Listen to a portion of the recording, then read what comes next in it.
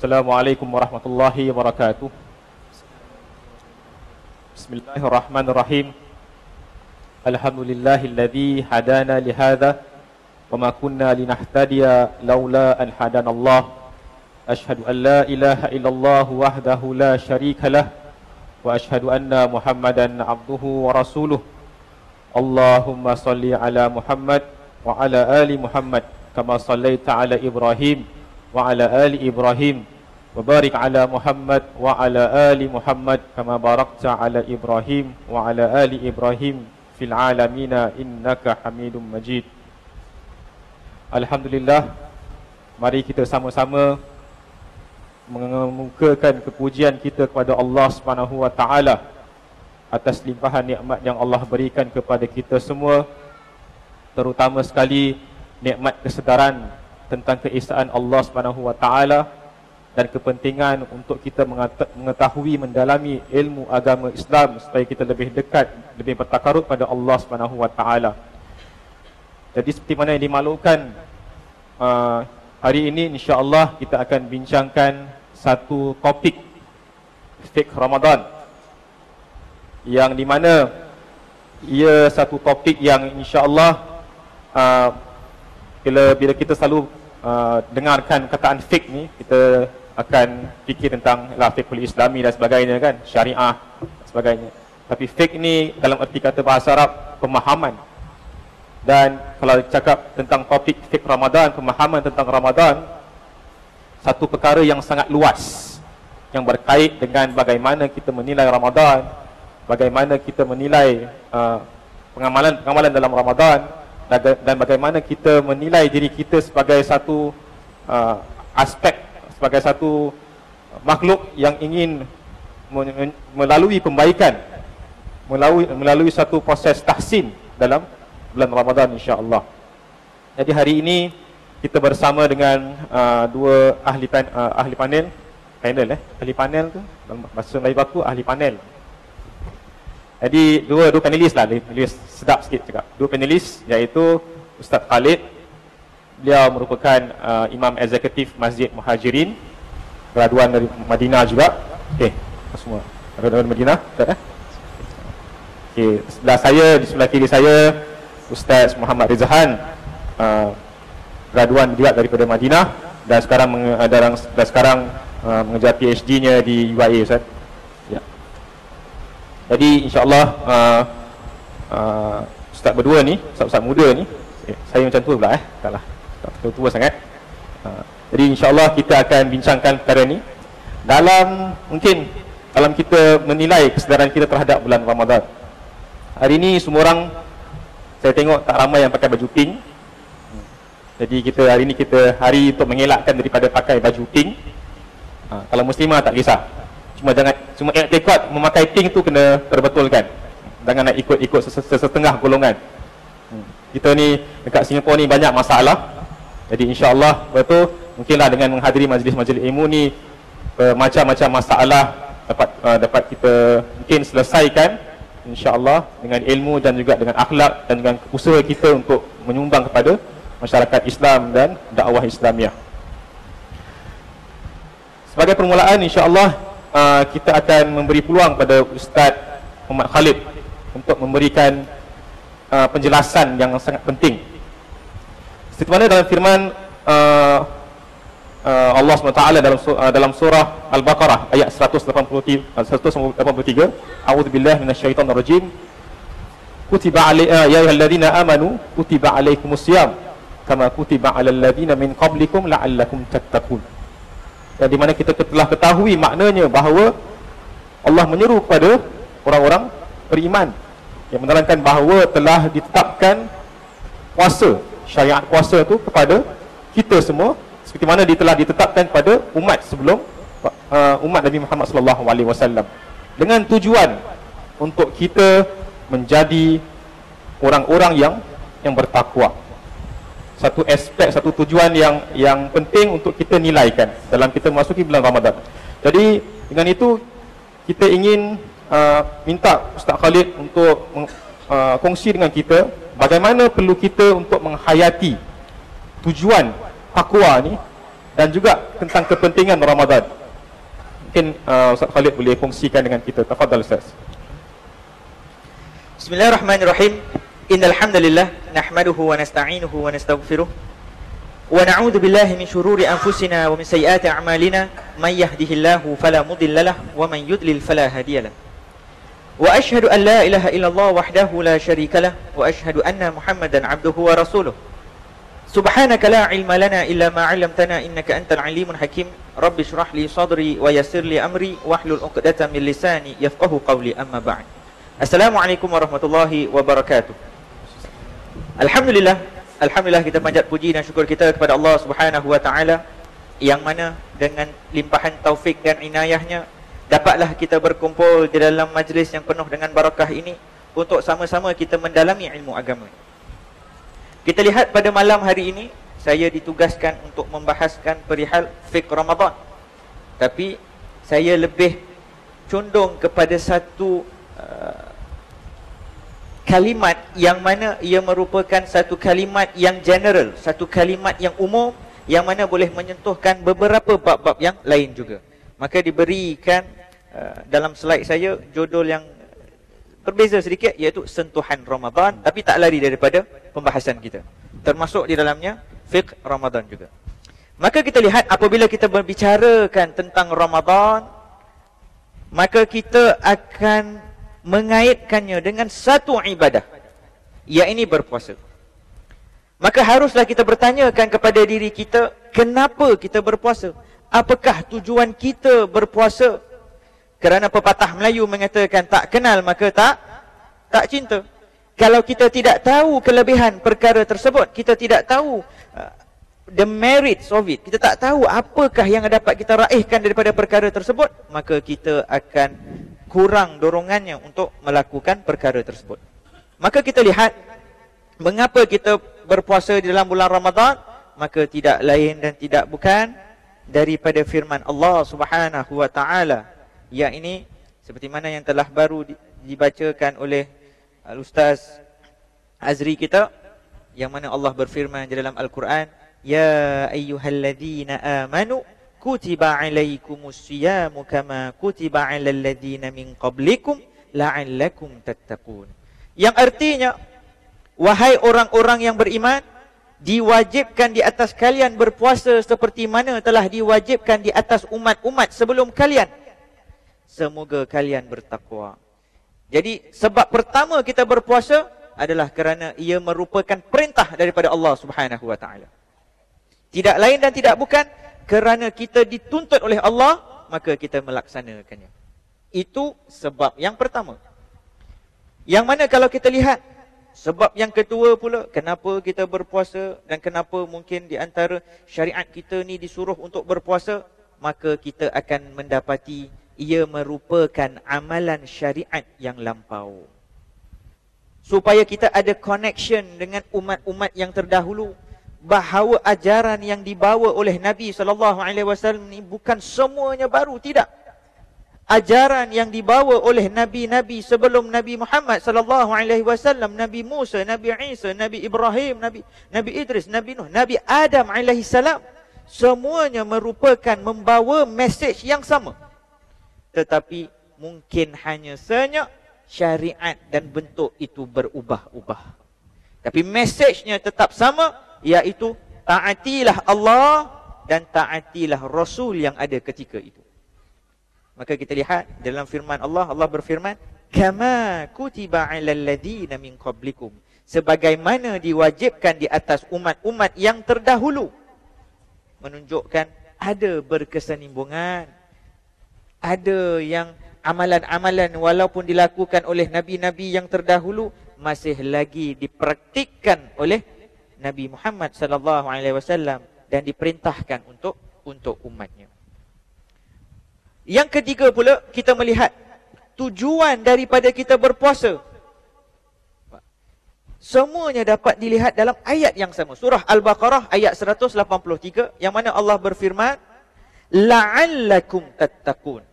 Jadi kita berpuasa, kita juga tahu bahawa ini adalah amalan yang telah disyariatkan kepada Nabi-Nabi sebelum kita, kepada umat-umat sebelum kita. Kita laksanakan semua ni kerana apa?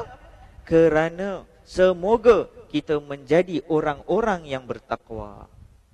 Semoga kita mempunyai sifat takwa. Dan ketahuilah barang siapa yang berpuasa yang merupakan tanda-tanda daripada syiar Allah juga, maka dia telah mengagungkan Allah Subhanahu wa taala sesuai dalam firman Allah dalam surah Al-Hajj. Allah berfirman, "Wa may yu'azzim sya'airallah fa innaha min taqwal qulub." Iaitu, dan siapa yang menghormati syiar-syiar Allah, barang siapa yang menghormati tanda-tanda Allah, maka perbuatan itu adalah satu kesan daripada sifat-sifat takwa hati orang-orang yang mukmin. Apabila kita mengagungkan, kita memuliakan perkara-perkara tanda-tanda ini, tanda-tanda kebesaran Allah, maka kita telah memuliakan Allah. Dan ini hanya akan terlaksana, ini hanya akan terbit daripada hati orang-orang yang bertakwa. Jika dalam hatinya tidak ada kecil takwa sekalipun, maka dia tidak akan mengagungkan syiar-syiar Allah. Dan di antara syiar-syiar Allah adalah Bukit Safa, Bukit Marwah, Arafah, Ka'bah, bulan haji, bulan Zulhijjah, bulan Muharram, bulan Ramadan. Ini semua adalah tanda-tanda Allah Subhanahu wa taala. Dalam kita duduk dalam majlis-majlis ilmu, majlis-majlis yang diredai Allah, ini mengagungkan syiar-syiar Allah. Ini mengagungkan lambang-lambang daripada agama yang telah dikembankan oleh baginda besar kita, baginda Nabi Muhammad sallallahu alaihi wasallam. Nah, jadi kita lihat dalam kita melaksanakan ibadah-ibadah ini, dalam kita melaksanakan ibadah-ibadah yang tertentu, apatah lagi yang akan menjelang tidak lama lagi, maka kita harus ada persiapan. Kita harus ada persiapan. Dan amat penting bagi kita untuk menyiapkan diri kita terlebih dahulu daripada kita masuk bulan Ramadan dan kita tidak dibekali dengan ilmu. Dan tidak ada bekalan yang lebih penting, yang lebih mulia daripada ilmu. Sesuai dengan firman Allah Subhanahu wa taala yang mana Allah berfirman, "Fa'lam annahu la ilaha illallah wastaghfir li dzambik." Ketahuilah tiada Tuhan yang disembah melainkan Allah, dan minta ampun di atas dosa-dosa kalian. Kalau kita lihat, kadang-kala bila saya tanya dalam kelas, apakah pelajaran yang boleh kita petik daripada ayat ini, maka ada yang akan jawab, "Ustaz, ini ayat ni menunjukkan bahawa Allah itu satu." Kita kata benar. Dalam setting ni saya tak boleh bertanya. Kalau setting ni seminar, sebab tu saya lebih suka kepada setting classroom. Kerana apa? Kita boleh bertanya. Two-way traffic. Kalau one-way traffic ni, saya tak boleh bertanya kan. Kalau saya bertanya, depan kosong aja. Yang kecil sana muslimah. Muslimin pun duduk belakang tangga, dia kata. Itu lebih selamat, kata. Pasal ustaz ni danger. Dia kata. Kenapa danger? Dia main arrow soalan ustaz satu-satu. Jadi kalau kita lihat dalam firman Allah ini, yang mana Allah berfirman, "Fa'lam annahu la ilaha illallah wastaghfir li dzambik." Ketahuilah tiada Tuhan melainkan Allah dan minta ampunlah di atas dosa kalian. Maka kita menjumpai satu faedah yang amat penting, yang mana Al-Imam Al-Bukhari meletakkan di dalam kitab hadisnya satu judul yang khas. Di bawah judul Bab Al-Ilmu Qabla Al-Qawli Wal-Amal, iaitu ilmu sebelum perucapan dan perbuatan. Dan dalil yang pertama sekali yang dibawakan oleh Al-Imam Al-Bukhari adalah firman Allah yang tadi kita bacakan, iaitu fa'lam annahu la ilaha illallah wastaghfir li dzambik. Ketahuilah tiada Tuhan melainkan Allah dan minta ampun di atas dosa-dosa kalian. Yang mana kita tahu bahawa dosa yang paling berat di sisi Allah adalah dosa apa? Dosa syirik. Allah berfirman dalam surah Luqman, "Inna syirka la zulmun azim." Sesungguhnya syirik itu adalah dosa yang amat besar. Walaupun dosa yang amat besar di sisi Allah, lihat, yang mana kita perlu kepada taubat, kita perlu kepada istighfar, kita perlu kembali kepada Allah. Tapi kita lihat firman Allah tadi, kita semak semula firman Allah tadi, yang mana Allah mula firman Allah, "Fa'lam annahu la ilaha illallah wastaghfir lidzambik. Ketahuilah tiada Tuhan melainkan Allah dan minta ampun di atas dosa-dosa kalian. Allah tidak mulakan ayat tadi dengan minta ampun di atas dosa-dosa kalian dan ketahuilah tiada Tuhan melainkan Allah. Tetapi Allah mulakannya dengan ketahuilah. Kalimat yang selalu kita terlepas pandang kerana kita ingin masuk dalam topik pembahasan kita, Ustaz. Sedangkan ayat yang satu, ayat di permulaan itu adalah ayat yang amat penting, iaitu fa'lam, ketahuilah. Sebelum kita minta ampun kepada Allah di atas dosa apa sekalipun, harus kita membekali diri kita bagaimana kita meminta ampun, kepada siapa kita minta ampun, apakah dosa yang harus kita minta ampun daripada Allah Subhanahu wa taala. Maka dalam kita mempersiapkan diri untuk bulan Ramadan, ada beberapa poin yang harus kita fahami. Yang pertama, kalau kita lihat persiapan untuk bulan Ramadan ni, boleh kita membagikannya kepada 5 poin. Yang pertama, kita harus menghayati hikmah berpuasa itu. Yang kedua, kita akan memahami fiqh berpuasa itu. Yang ketiga, bagaimana cara-cara kita menjaga puasa kita. Yang keempat, bagaimana kita menghiasi Ramadan, kita menghiasi puasa kita. Yang kelima, bagaimana kita mempertahankan Ramadan kita. Jadi insya-Allah di sini saya ada 41 slide, betul Ustaz? 41 slide. Jadi saya diberikan 3 jam, betul Ustaz? 5 jam. 5 jam. Jadi boleh kita overnight kat sini, kita bahaskan satu persatu. Baik. Kita lihat dalam kita menghayati hikmah berpuasa, maka bolehlah kita bagikan dia kepada 3 poin yang berikut. Ini the main point, iaitu dari perspektif jasmani dan kesihatan. Yang kedua, daripada perspektif akhlak dan masyarakat. Yang ketiga, daripada perspektif rohani kita. Nah, kita lihat yang pertama. Daripada perspektif jasmani dan kesihatan, daripada fizik kita, maka kita ketahui bahawa dalam kita melaksanakan ibadah puasa, dia memberikan satu kerehatan bagi jasad kita, bagi sistem pencernaan kita, yang mana sudah bekerja bertungkus lumus 11 bulan lamanya.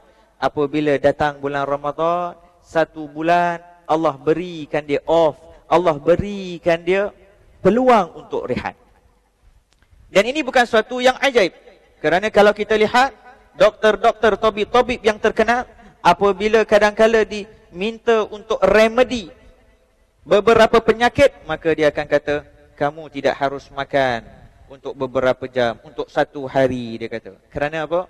Harus merehatkan, bagi merehatkan sistem pencernaan kita. Itu daripada yang pertama, fizik kita. Yang kedua, dari perspektif akhlak dan masyarakat. Bagaimana? Apabila kita berpuasa, kadang-kala kita mengatakan, kenapa kita berpuasa? Ramai yang akan jawab, saya berpuasa ni Ustaz, supaya saya tahu bagaimana orang miskin, perasaan orang miskin. Kita kata, bagus, Alhamdulillah. Jadi kita tahu bagaimana perasaan dan kehidupan orang miskin ini. Tapi amat malangnya apabila kita tidak menghayati ibadah tersebut. Kerana apa? Kita berpuasa sebagai orang miskin dan kita berbuka sebagai orang kaya. Itu masalah tu. So you fast as the poor and you feast like the rich. Ini masalah.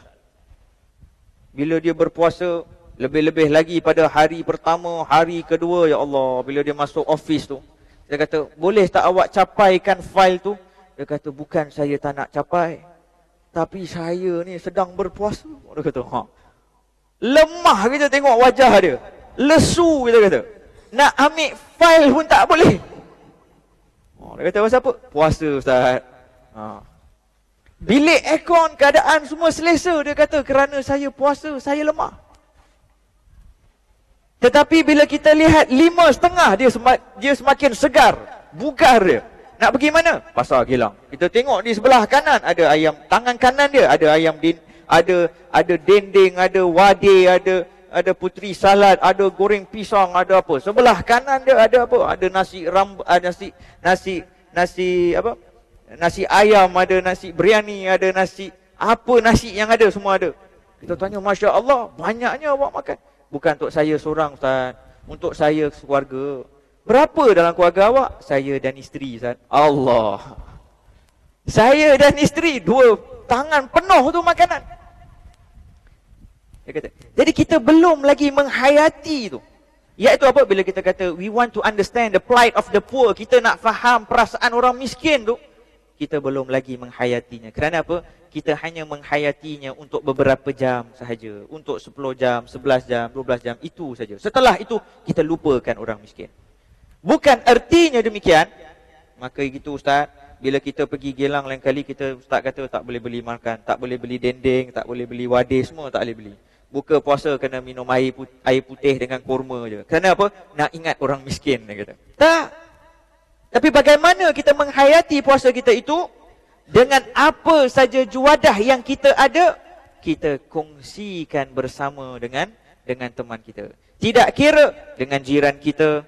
Apatah lagi kalau kita berbuka di masjid, ada jemaah yang sedulang dengan kita. Kadang-kadang kita lihat ada orang dia bawa makanan daripada luar. Betul? Dia bawa ada dendeng ekstra, ada bergedil ekstra, ada keropok itu, sambal belacan ekstra, macam-macam ekstra dia bawa ke masjid. Tak mengapa. Tapi Ustaz, kalau Ustaz nak saya kasih satu masjid, memang tak cukup. Jadi saya kata, boleh tak kita share sedulang dengan kita? Yang sedulang dengan kita, kita boleh. Kalau gitu, kongsikan bersama. Ustaz, saya ada 1 ayam saja. Boleh tak kita kongsi 1 ayam tu dengan teman sebelah kita? Boleh. Kalau gitu, kongsikan 1 ayam tadi itu. Inilah yang kita mengatakan menghayati kesan daripada ibadah puasa tersebut daripada perspektif akhlak dan masyarakat. Okey, ada banyak lagi poin tapi saya hanya bawa 1 bagi setiapnya. Yang ketiga, kita lihat daripada perspektif rohani kita. Jadi, bagaimanakah puasa ini meningkatkan perspektif rohani kita? Kita lihat Rasulullah sallallahu alaihi wasallam bersabda, "Was-saumu junnah." Yang artinya puasa itu adalah perisai. Perisai daripada apa? Perisai daripada amalan-amalan buruk, perisai juga daripada api neraka. Jadi dalam kita berpuasa ni, jangan kita kata puasa ni Ustaz, hanya we go through the motions of it. Kita hanya melaksanakan, tak makan, tak minum, tak buat itu, tak buat ni, semua tak buat. Kadang-kadang semua dia tinggalkan, iaitu apa? Dia tinggalkan makan, dia tinggalkan minum, dia tinggalkan cakap-cakap yang sia-sia, dia tinggalkan apa lagi? Dia tinggalkan berkata-kata, dia tinggalkan mandi. Tak mandi pun. Tak mandi, tak apa, semua puasa Ustaz. Semua dia tak buat. Sebab tu dia kata apa? Walaupun dipertikaikan sama ada dia hadis atau tidak, yang selalu kita dengar, dia kata apa? Tidur adalah ibadah. Jadi kerja dia apa? Daripada pagi sampai ke malam tidur saja. Masya Allah, hebat orang. Bila kita tanya kenapa awak tidur, dia kata ibadah Ustaz. 5 minit sebelum maghrib dia bangun. Sekarang nak buat ibadah lagi 1. Dia kata apa? Makan. Lepas tu tidur lagi. Ini bermasalah. Belum menghayati puasa itu. Yang kedua, Nabi SAW bersabda, bagi orang yang berpuasa itu, dia ada 2 kebahagiaan padanya. Sesuai dengan sabda Nabi, Nabi bersabda, "Walisaimi farhatan, farhatun hina yuftir, farhatun hina yalqa rabbah." Iaitu bagi orang-orang yang berpuasa terdapat 2 kegembiraan. Kegembiraan ketika dia berbuka puasa, tertinggal tu. Iaitu apa? Kegembiraan ketika ia berbuka puasa, dan satu lagi kegembiraan tatkala ia bertemu dengan Tuhannya. Bayangkan kita, apabila kita ingin berbuka tu, ramai wajah yang ceria. Apatah lagi kalau dulang makin besar. Dulang makin besar, makin menimbun wajah dia, Masya Allah, senyum terus. Tak kisah Ustaz, tadi kita mengalami kesusahan, kenapa? Masya Allah, bau pun makin, aroma pun kita kata, Masya Allah, senyum kita. Ustaz, gembira Ustaz orang ni. Dia berpuasa tadi tapi mukanya gembira. Kalau kita bayangkan kegembiraannya di dunia saja, maka ketahuilah kegembiraannya nanti apabila bertemu dengan Allah jauh lebih besar daripada yang tadi itu. Begitu juga Allah Subhanahu wa taala berfirman dan menghiburkan orang-orang yang berpuasa. Kerana apa? Bagi orang yang berpuasa, maka selalunya apabila seseorang tidak memakan apa-apa, tidak ada apa-apa yang masuk daripada rongga, daripada mulutnya, tidak ada sistem penghadamannya tidak berjalan, maka akan menyebabkan bau pada mulutnya. Ini perkara tabi'i, perkara yang biasa. Tetapi Allah menghiburkan bagi orang-orang yang berpuasa. Allah mengata, Nabi bersabda, wala khalufu fammi sha'imin atyabu indallah min rihil misk. Dan sesungguhnya bau mulut orang yang berpuasa itu jauh lebih wangi di sisi Allah daripada bau minyak kasturi.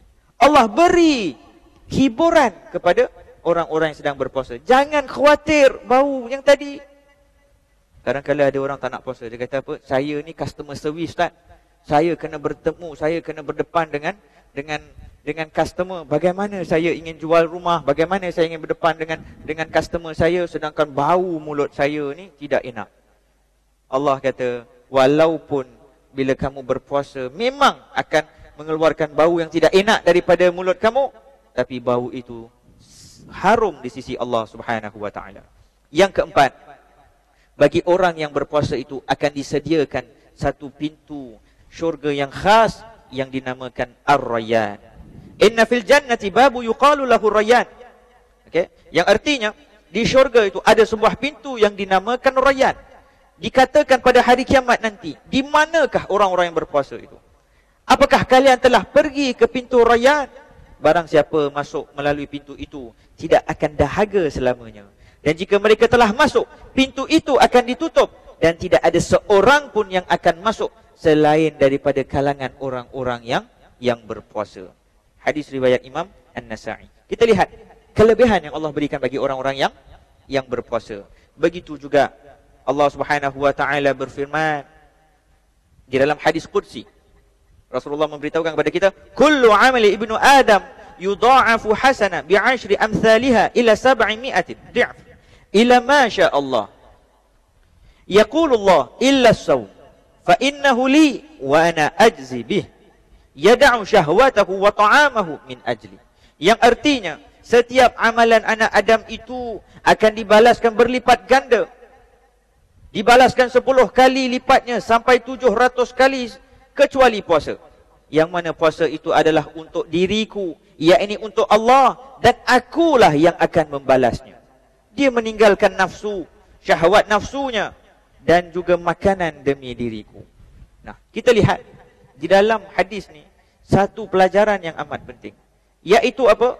Kita melakukan ibadah ini hanya untuk Allah. Ustaz, bukankah kita lakukan semua ibadah tu kerana Allah? Memang benar. Tapi ibadah-ibadah tersebut kita melakukannya dan manusia boleh melihat kita. Kita lihat kenapa Allah memuliakan, Nabi perintahkan kita untuk berpuasa dalam bulan Syaban. Ada orang yang berpuasa di bulan Syaban kerana apa? Bulan yang mana diambil ringan oleh masyarakat kita.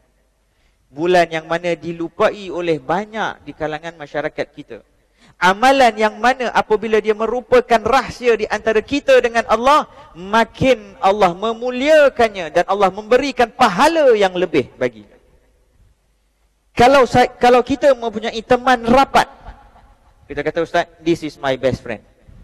Apakah yang menyebabkan dia menjadi teman rapat awak? Kerana dia berkongsi rahsia awak. Kerana kita tahu rahsia dia dan dia tahu rahsia kita, maka kita menjadi rapat. Kita mempunyai hubungan yang special. Begitu juga apabila kita melakukan satu ibadah yang rahsia, ibadah baik saya sebut, ibadah baik yang rahsia hanya diketahui oleh Allah, maka ketika itu kita telah menjalin satu hubungan yang kuat dengan Allah, yang Allah akan membalas dengan ganjaran yang cukup banyak. Saya beri sebuah hadis lain yang mana Nabi SAW bersabda, Ayyuhan nas, afshu salamu bainakum. Wahai manusia, sebarkan salam di antara kalian. Wa at'imut ta'am, dan berikanlah makanan di antara kalian.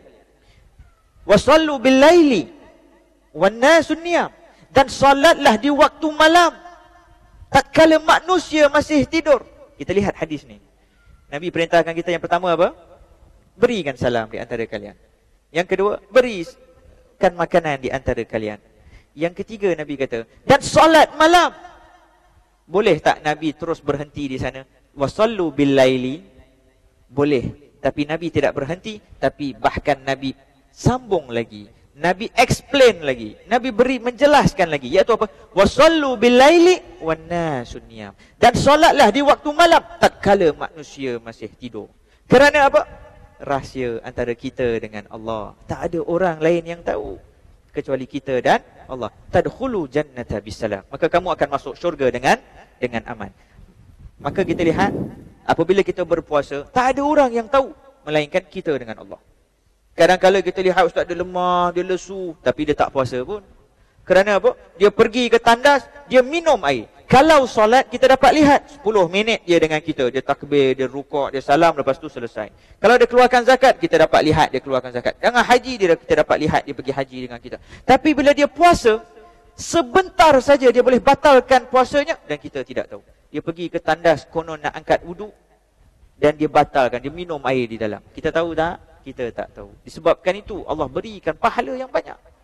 Kadang-kadang kanak-kanak ni, anak-anak kita di luar bulan Ramadan, kita suruh angkat wuduk ni, lihat ustaz, angkat wuduk pun cepat, kelip mata terus dah keluar ustaz. Tapi dalam bulan Ramadan, Masya Allah, hebatnya anak-anak kita dalam berwuduk. Lambat dia ustaz. Komo-komo dia pun bukan 3 kali, 10 kali saya kira ustaz. Keluar air satu genggam, masuk air 1 genggam, keluar setengah, lagi setengah tertelan. Ustaz kata kalau tertelan tak mengapa, Allah maaf. Jadi puasa ni dia menjadi lebih mulia, menjadi satu yang dianggapkan rahsia di antara kita dengan Allah Subhanahu Wa Taala. Disebabkan itu Allah muliakan kita. Tapi ingat, kerana dengan media-media sosial kita yang canggih pada hari ini, mungkin ibadah kita sudah tidak rahsia lagi. Iaitu apa?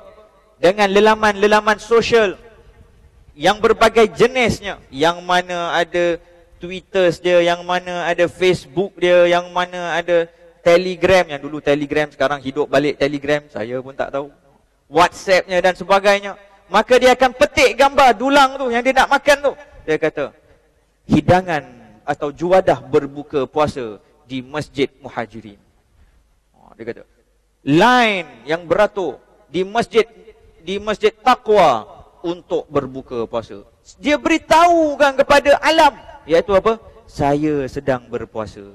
Maka hilang sifat yang Allah ingin memberikan dia pahala yang cukup banyak. Setelah itu kita lihat ada lagi beberapa poin-poin yang boleh kita bawa, iaitu puasa dan membaca Al-Quran itu memberikan kita syafaat. Setelah itu kita lihat ada beberapa poin yang lebih penting. Yang kedua, jadi yang pertama kita lihat ada 5 poin yang kita akan bahaskan, iaitu yang pertama, menghayati puasa itu. Yang kedua, kita ingin memahami fiqh berpuasa. Maka kita lihat definisi puasa itu adalah apa? Menahan diri daripada makan, minum dan segala perkara yang membatal puasa daripada terbit fajar sehingga terbenam matahari, dengan niat, dengan mencari keredaan Allah Subhanahu Wa Taala. Kadang-kadang dia berpuasa, wanita ni, golongan muslimah ni lebih-lebih lagi. Dia banyak kali ustaz dia nak diet. Jadi dia diet dia banyak. Kenapa dia puasa ni? Saya nak diet ustaz. Kerana setiap kali dia dalam azam baru dia kata saya nak berdiet. Tapi tahan sebulan, tahan seminggu, tahan 1 hari. Saya diet seminggu ustaz, saya keluar makan sebulan. Ni kira macam mana? Jadi dia kata, saya tahu, bulan Ramadan ni bulan elok untuk saya start diet. Kerana apa? Semua orang kena puasa. Tak ada teman akan ajak saya makan. Tak ada yang kata, mari teman saya kita pergi makan. Kerana semua kena berpuasa. Dan bagus juga, bila dia beli baju, dia beli satu saiz lebih kecil. Kenapa? Jadi saya boleh masuk dalam saya boleh pakai baju tu ustaz. Jadi bila dia puasa tu, niat dia apa? Supaya melangsingkan badan.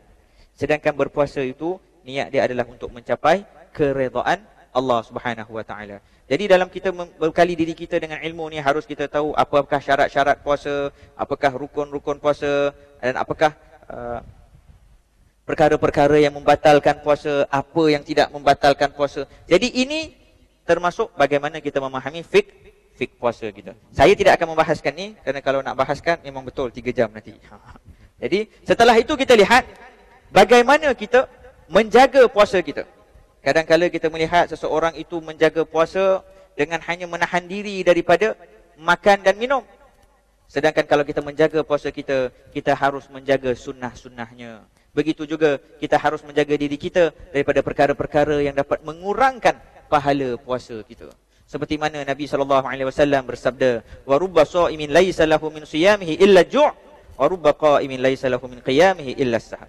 Iaitu betapa banyak orang yang berpuasa tapi tidak dapat pahala daripada puasanya kecuali lapar, dan betapa banyak orang yang solat malam tapi tidak mendapat apa-apa selain berdagang malam. Okey. Setelah itu kita lihat cara-cara kita menghiasi Ramadan yang tidak akan saya bahaskan, tapi teman saya, insya-Allah Ustaz Zisan akan membahaskannya sebentar nanti. Begitu juga bagaimana kita mempertahankan bulan Ramadan itu, amalan-amalan yang telah kita lakukan di dalam bulan Ramadan, perkara ini juga akan dibahaskan oleh Al-Fadhil Ustaz Muhammad Risan, dan saya akhirkan sesi pertama saya dengan ini, insya-Allah. InsyaAllah. Yes. Alhamdulillah, Ustaz Rizan telah jelaskan, Ustaz Khalid telah jelaskan perkara yang penting untuk kita ketahui sebagai satu macam permulaan bagi kita menghayati perkara yang berkait dengan bulan Ramadan. Dan antara perkara yang penting adalah untuk kita menghayati hikmah berpuasa. Dan untuk kita, dengan kita menghayati hikmah ni, insya-Allah kita juga dapat mencapai jalan yang mungkin indah, jalan yang senang, jalan yang mempunyai macam kemudahan dan penghayatan untuk kita mencapai level orang yang bertakwa. Ni mic ni kena puasa juga. Jadi insya-Allah tadi Ustaz Khalid telah terangkan tentang antara perkara-perkara yang berkait dengan fiqh Ramadan adalah memahami sunnah-sunnah ketika berpuasa. Dan insya-Allah kita ingin Ustaz Rizhan mungkin memperjelaskan aspek-aspek sunnah yang kadang-kadang mungkin kita dah biasa tahu tentang perkara ni dan kita amalkan. Ada perkara yang mungkin kita tahu tapi kita lalai terhadapnya, dan ada perkara mungkin yang kita tak tahu. Mungkin Ustaz Rizhan boleh terangkan, mungkin memperjelaskan kepada kita, insya-Allah semoga kita dapat amalkan dan menghayatinya, insya-Allah. Tafadhal Ustaz.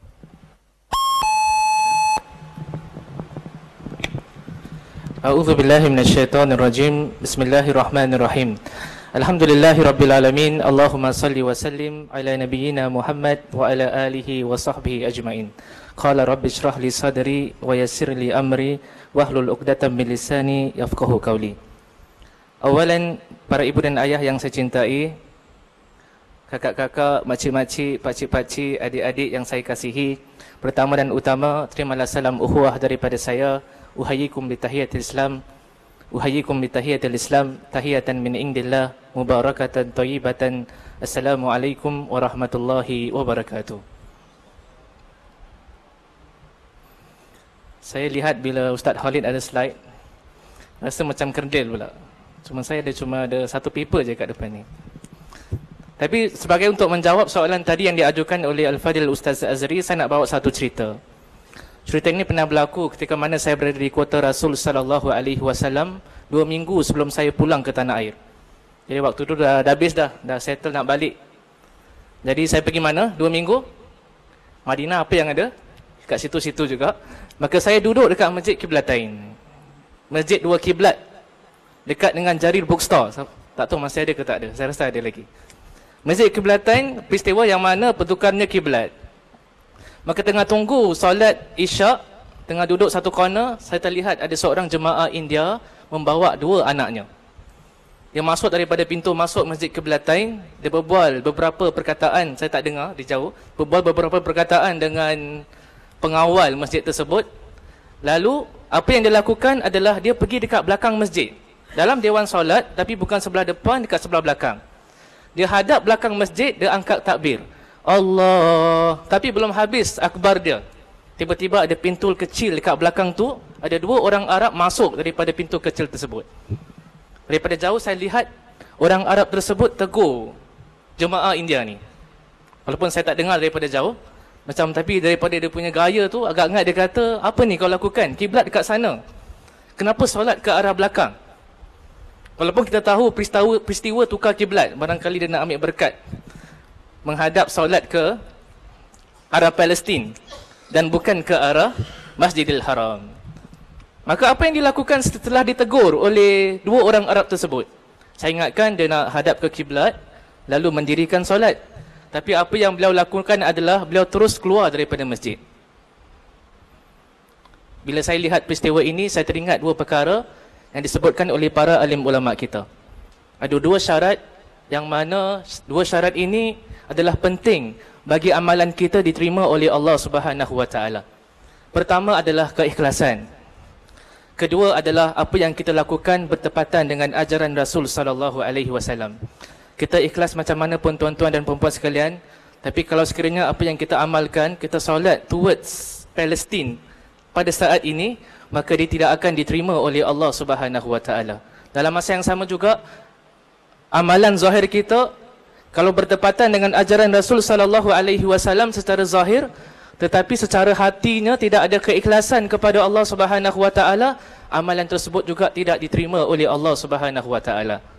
Jadi bertolak daripada situ, kita kena ikut sunnah Rasul sallallahu alaihi wasallam. Pada malam ini ingin saya kongsi dengan tuan-tuan dan puan-puan sekalian berkenaan dengan beberapa sunnah. Dan saya pasti ramai di kalangan kita yang dah tahu dah berkenaan dengan sunnah-sunnah ini. Cuma tugas saya di depan ini adalah untuk mengingatkan, sungguhnya kita ni orang Islam mukmin perlukan kepada peringatan. Benda yang kita lakukan setahun sekali, ada tendensi untuk lupa. Perkara yang kita lakukan ibadah yang kita lakukan seumur hidup sekali, lagi ada tendensi untuk banyak lupa. Di antaranya adalah haji. Orang lakukan mungkin barangkali seumur hidup sekali. Lainlah kalau mereka hidup dekat kota Rasul sallallahu alaihi wasallam ataupun di kota Makkah Al-Mukarramah.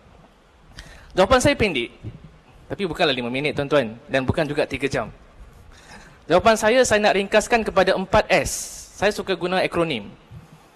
Masih ingat dulu kalau di sekolah, kalau nak ingat Rambo, apa akronim dia? Ada dia punya akronim.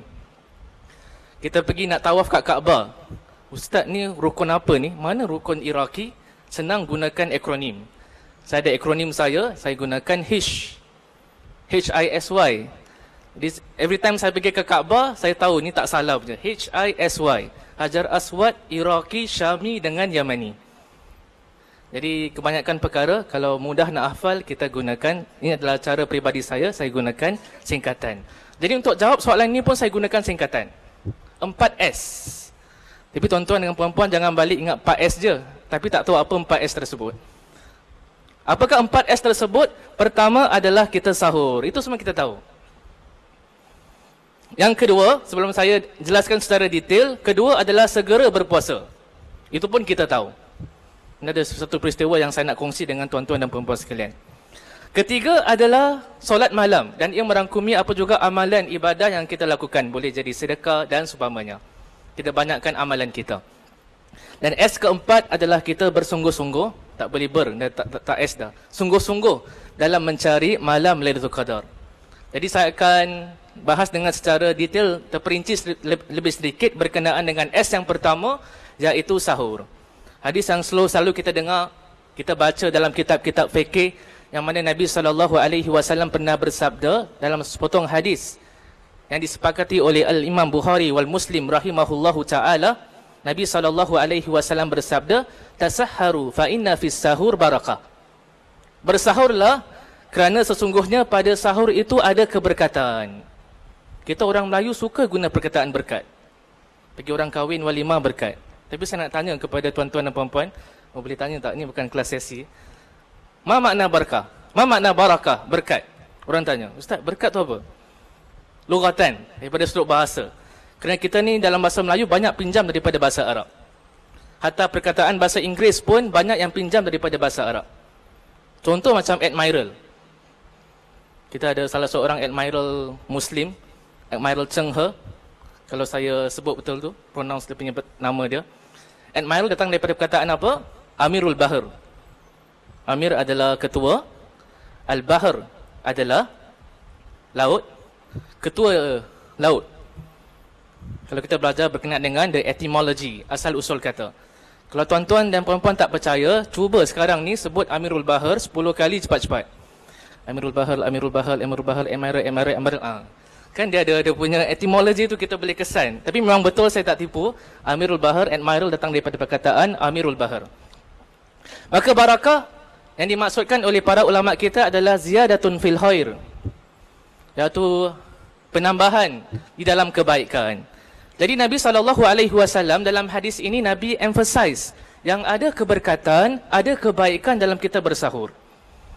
Jadi di sini para ulama kita membahaskan apakah kebaikan, keberkatan bila kita bangun sahur. Ustaz leceh je ustaz, bangun pukul 4 pagi, 5 pagi sebelum subuh nak makan. Saya guna shortcut ustaz. Saya pukul 12 tu sebelum saya tidur, lepas saya lock out daripada Facebook, saya makan sikit tu sahur saya, terus bangun pada waktu subuh. Tapi alangkah indahnya kalau kita menepati, mengikuti sunnah Rasul sallallahu alaihi wasallam. Ada banyak kebaikan kita bangun sahur. In normal days, hari-hari biasa, kadang-kadang nak bangun untuk solat tahajud sukar. Dan kadang-kadang apa yang berlaku adalah subuh pun kadang-kadang terlepas. Tapi dengan adanya sahur, tuan-tuan dan perempuan sekalian, ia mempermudahkan kita untuk mengamalkan qiyamul lail, beribadah pada malam hari. Tak banyak rakaat pun tak apa, sikit tapi konsisten. Itu yang lebih dicintai oleh Rasul sallallahu alaihi wasallam. Dengan kita makan sahur juga, ia mempermudahkan kita untuk meneruskan amalan berpuasa di siang hari nanti. Kalau tuan tak percaya, tuan-tuan dan perempuan, tengok pada puasa sunat. Contoh orang ni dia ada azam besok nak puasa sunat. Kebetulan dia tak bangun sahur. Ada sebahagian orang kalau tak bangun sahur, alamak tadi tak sahur, hari ni tak payah puasa sunat lah. Kenapa? Memang betul kata Nabi SAW, bila kita bangun sahur tu ada keberkatannya, mempermudahkan bagi kita untuk berpuasa di siang hari. Dan tadi saya katakan yang kita disunatkan untuk melambatkan sahur. Ustaz, saya nak makan apa waktu sahur? Terpulanglah pada antum. Ada sebagian orang tak boleh makan banyak, makan sikit. Saya tak galakkanlah kita makan banyak. Maksudnya kita makan dengan cara yang moderate. Walaupun sikit, kita makan pada waktu sahur. Itu S yang pertama. S yang kedua yang saya nak kongsi dengan tuan-tuan dan perempuan sekalian adalah segera berbuka. Dan Nabi SAW dalam sepotong hadis yang sahih yang diriwayatkan oleh Imam Bukhari dan Muslim pernah bersabda yang artinya, manusia sentiasa dalam kebaikan selama mana ia mempercepatkan berbuka. Dekat sini saya nak kongsi satu peristiwa. Kita nak cepatkan berbuka tuan-tuan, tapi jangan cepat sangat sebelum maghrib. Ini pernah berlaku di salah sebuah universiti kat Singapura. Jadi saya masih ingat lagi waktu tu saya menuntut di Madinah Al-Munawwarah. Jadi saya ada teman-teman di salah sebuah universiti kat Singapura. Tak nak kongsi lah, universiti tu famous sangat. Jadi dia invite pelajar-pelajar daripada Madinah, ada juga pelajar-pelajar daripada universiti-universiti lain, untuk kita iftar sama-sama, untuk kita berbuka puasa sama-sama. Ada juga non-Muslim dalam tempat tersebut yang turut ingin merasakan ibadah berpuasa. Macam mana orang-orang Islam ni tahan tak makan tak minum selama sehari. Kebetulan universiti tersebut besar. Jadi saya macam lost sikit macam mana nak pergi. Salah seorang daripada teman saya, dia terlambat. Since first time pergi ke universiti tersebut, terlambat untuk ke dewan yang mana diadakan jamuan iftar. Jadi saya tunggu dia, saya kesankan dia. Apa yang berlaku adalah bila saya sempat sampai dekat dewan tempat yang ada jamuan makanan tersebut, jamuan iftar, saya sampai sekitar 5 ataupun 10 minit lambat daripada solat maghrib. Tapi walhamdulillah, ada kebaikan, ada hikmah di dalam kelambatan tersebut. Apa yang berlaku? Sekitar 5 ataupun 10 minit sebelum azan maghrib, salah seorang pelajar daripada universiti tersebut mengambil mic. Ambil mic ni. Lalu apa dia buat? Allahu Akbar, Allahu Akbar, Allahu Akbar, Allahu Akbar. Dia baca azan, dia laungkan azan. Jadi orang ingatkan semua dah waktu berbuka, mereka pun berbuka. Bismillah. Zahabal dhama, dah makan. Zahabal dhama wabtalatil uruq wa thabatal ajr insya-Allah. Tapi kawan salah seorang daripada teman saya yang invite saya ke universiti tersebut, dia tengok time. Ini macam belum waktu maghrib saja. Kenapa orang ni, pelajar ni melaungkan azan sebelum waktu maghrib? Dah kecoh dah. Jadi kata MC tersebut pada on that day, dia kata cukuplah, sorry ladies and gentlemen, it's not time yet for maghrib, it's not time yet for iftar, we need to wait for a few minutes. Jadi apa dah berlaku tuan-tuan? Mereka dah berbuka puasa. Hatta the non-Muslim pun dah berbuka puasa. Jadi saya datang lambat.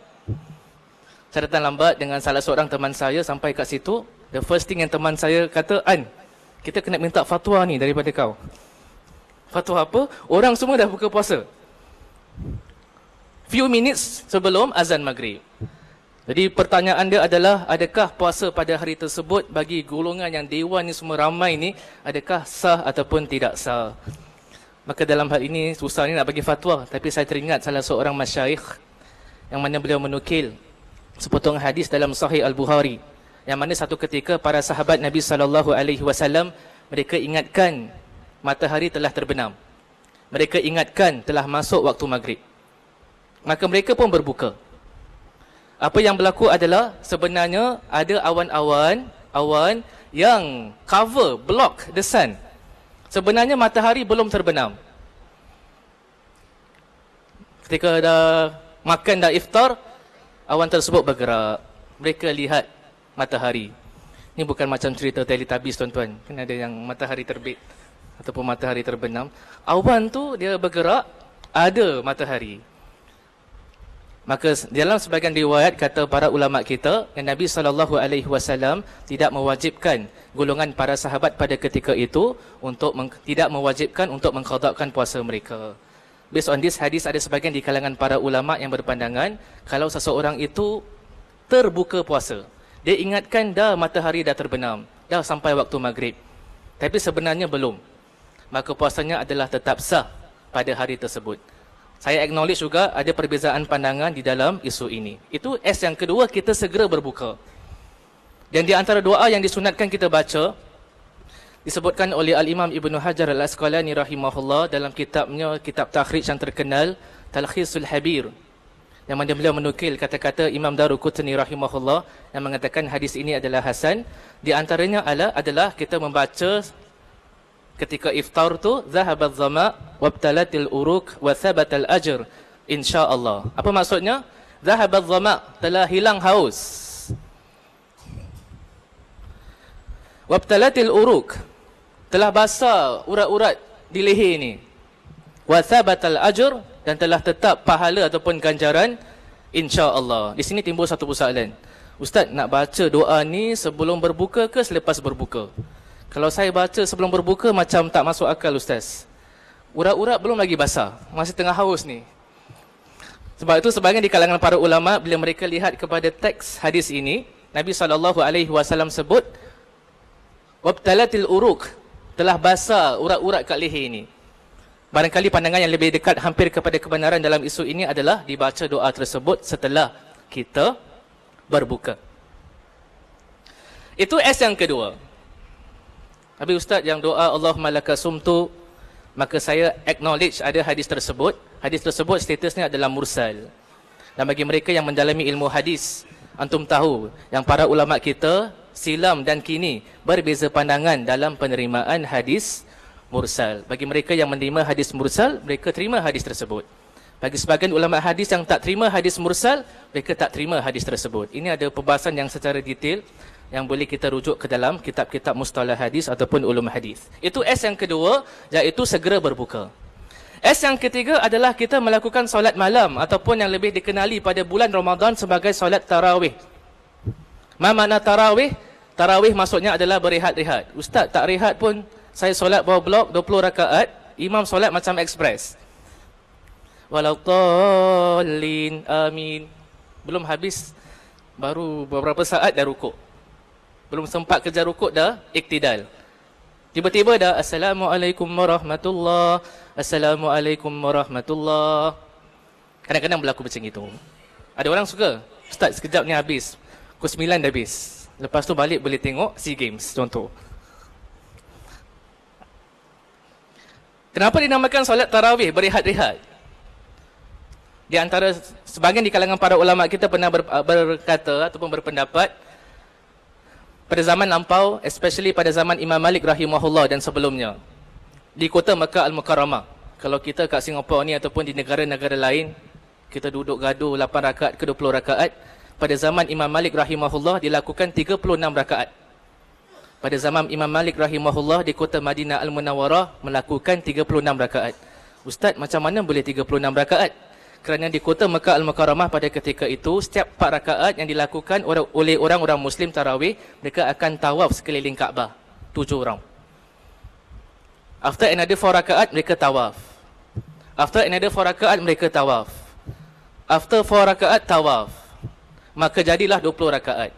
Di kota Madinah, tak boleh nak tawaf. Tuan-tuan dan puan-puan nak tawaf kat mana? Nak tawaf kat Baqi'.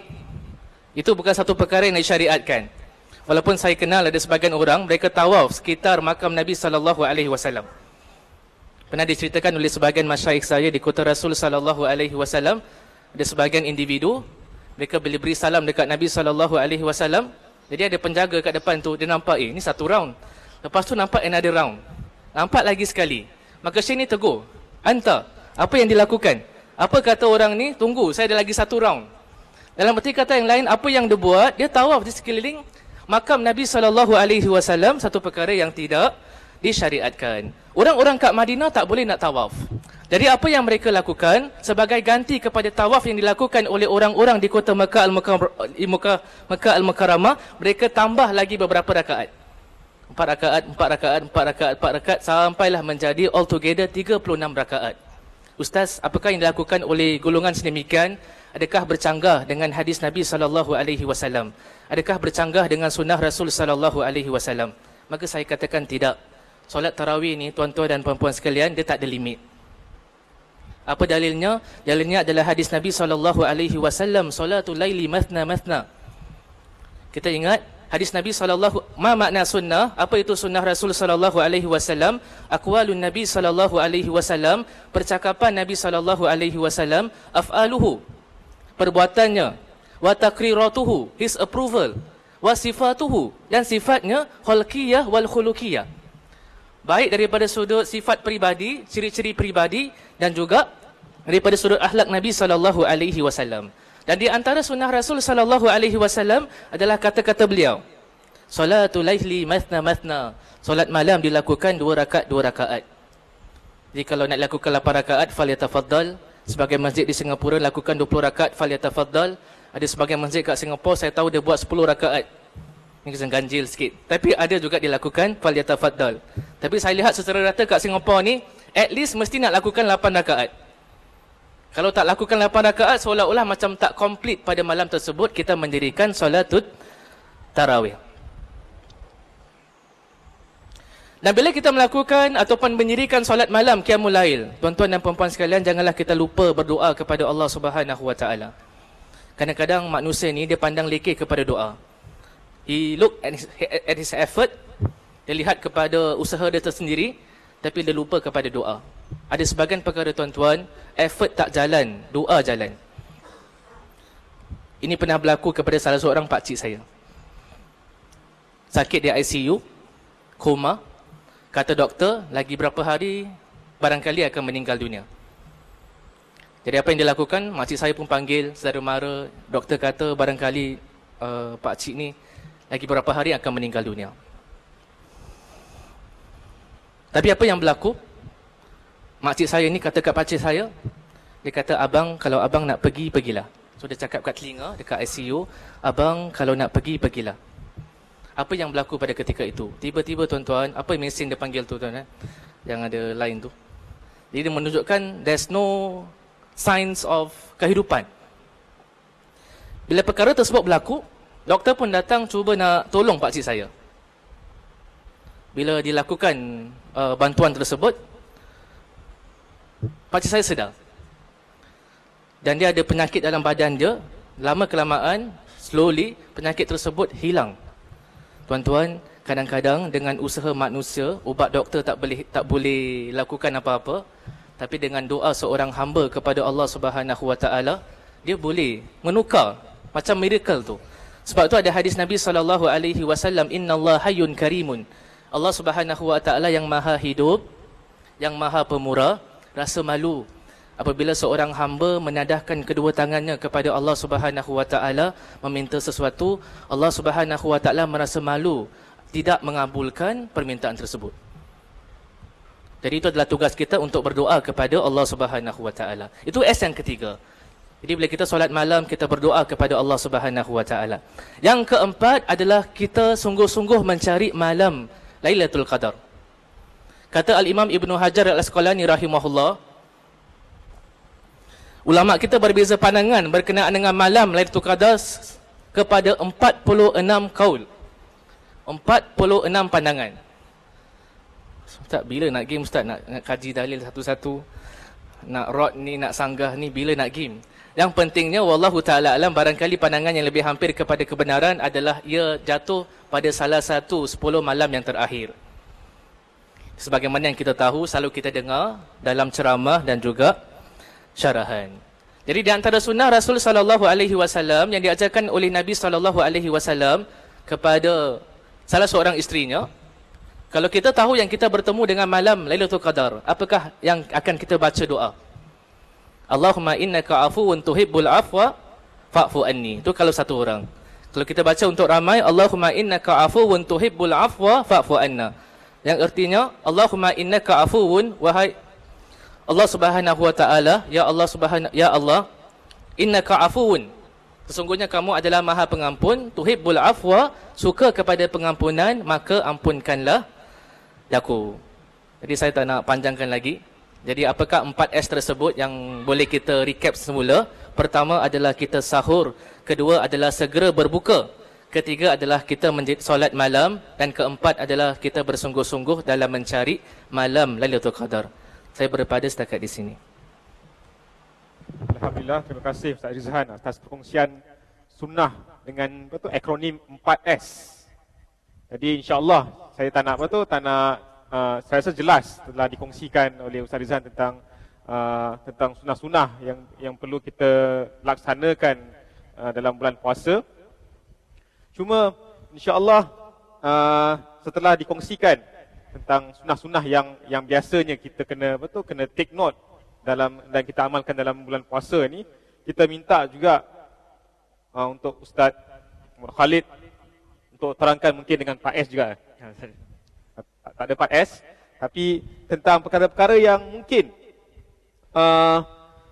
dilakukan oleh masyarakat pada bulan Ramadan ini, masyarakat Islam, tetapi ia tidak menepati sunnah. Jadi ada perkara yang mungkin terlepas pandang, mungkin disebabkan mungkin tidak mengetahui, tidak ada mungkin ilmu dalam perkara tersebut, ataupun terlepas pandang, ataupun mungkin terikut amalan-amalan tradisi orang-orang terdahulu, maka mereka ni melakukan amalan-amalan yang semuanya tidak menepati sunnah Rasulullah SAW. Jadi mungkin untuk kita ketahui perkara ini supaya kita dapat elakkan dan memperbaiki amalan kita. Dipersilakan Ustaz. Bismillah, alhamdulillah, wassalatu wassalamu ala rasulillah wa ala alihi wa sahbihi wa man wala. Pembahasan kita pada malam hari ini berkenaan dengan kekeliruan yang berlaku di dalam bulan Ramadan. Jadi kalau kita lihat, tadi Ustaz Rizhan dah beri 4S. Ustaz berapa S? Saya ambil 4 times 2, dia 8. Jadi beberapa keliruan yang berlaku di bulan Ramadan. Jadi ada 8 yang saya nak kongsikan. Mungkin semua bukan secara terperinci kerana ada yang telah disentuhkan oleh Ustaz Rizhan juga. Yang pertama sekali kita lihat berkisar dengan niat puasa. Saya gunakan word niat kerana inilah perkataan yang digunakan yang tersebar dalam masyarakat kita. Jadi kita pun dah terbiasa, iaitu apa? Setelah kita menunaikan ibadah witir, solat witir, maka Bilal yang akan sebut i'taqidu 'ala as-shaum, Bismillahirrahmanirrahim. Nawaitu sauma. Kalau ada meduk ada lagi ya. Nawaitu raumaratin. Dia template tu. Dan bila kita lihat dalam hadis Nabi SAW, Nabi bersabda, innamal a'malu binniyat. Sesungguhnya setiap perbuatan itu berdasarkan niat. Jadi kalau kita berkata, Ustaz, setiap amalan kita mesti ada niat, kita kata benar. Sesuai dengan hadis Nabi SAW. Nak terangkan perkara ini, dia akan jelas kalau saya beri senario. Jadi kita lihat, senario A. Senario yang pertama. Yang mana kita lihat seorang makcik ni, dia bangun pukul 3:30 pagi dia bangun. Dari 3:30 pagi dia bangun, dia masak. Dia masak sampai pukul 4 ke 4:30 ke. Lepas tu dia kejutkan anak dia. Pergi dekat anak A. Anak yang pertama dia kejut. Anak kata, anak bangun. Saya dah bangun mak. Lepas tu mak keluar pintu. Anak satu, anak yang pertama tidur balik. Kejut anak kedua. Anak kedua pun bangun. Saya dah bangun mak. Ibu keluar pergi ke nak kejutkan anak ketiga. Anak yang kedua pun tidur. Jadi main kucing dengan tikus. Ibu kena 1, 2, 3. 1, 2, 3. Akhirnya ibu kata, kalau tak bangun saya rotan. Semua bangun. Ibu dia dah beri warning. Kalau tak bangun saya rotan. Semua bangun. Ibu mengeluh. Ustaz, itu senang Ustaz nak kejut anak-anak. Sekarang masalah dia, saya nak kena kejut bapa anak Ustaz. Ini masalah. Nak rotan tak boleh. Ibu pun kejut, suami dan sebagainya. Akhirnya semua bangun, semua makan. Bersahur. Lepas sahur, mereka dah makan. Bila dengar saja azan subuh, mereka berhenti. Maka berhenti, tak makan. Tahu-tahu 5 minit setelah azan subuh, ibu mengeluh. Allahu Akbar. Kenapa bu? Kita kata, saya terlupa niat lah Ustaz. Saya terlupa niat. Persoalan dia. Adakah puasa ibu tadi, wanita tadi, sah pada hari itu? Sah atau tidak? Sah atau tidak? Ustaz Taufik, mana? Sah? Sah. Kita kata macam mana? Jangan terlalu cepat. Kita akan tanyakan pada makcik tersebut. Makcik, saya ada soalan. Makcik ni bangun pukul 3:30 pagi, makcik masak, lepas tu makcik kejutkan anak-anak makcik 1, 2, 3 ni, lepas tu makcik kejut suami ni, lepas tu makan bersama-sama, setelah tu bila dengar azan semua berhenti. Saya nak tanya makcik satu soalan makcik. Makcik lakukan semua ni kerana apa makcik? Kalau makcik jawab, saja je. Saya memang suka buat perkara ni. Kalau makcik jawab saja je, kita kata puasa makcik belum sah. Tak sah. Tapi saya rasa dan saya yakin tak ada makcik yang buat seperti itu. Tapi katakanlah mungkin ada minoriti 1%, iaitu apa? Mungkin makcik ni dia jual masakan. Dia apa? Canteen holder ke, dia masak di rumah. Anak dia pula sekolah di Singapura, dia tinggal di JB. Jadi anak kena bangun pagi. Jadi dia kejut tak anak dia pagi? Dia kejut. Suami kena hantar tak? Kena hantar. Jadi ramai-ramai semua kena siap. Subuh kita punya deadline. Kita akan keluar rumah dekat bila azan subuh. Sebab tu dia berhenti makan. Itu. Tapi berapa persen yang buat macam itu? Tak adalah banyak. Jadi rata-rata bila makcik kata, puasalah nak.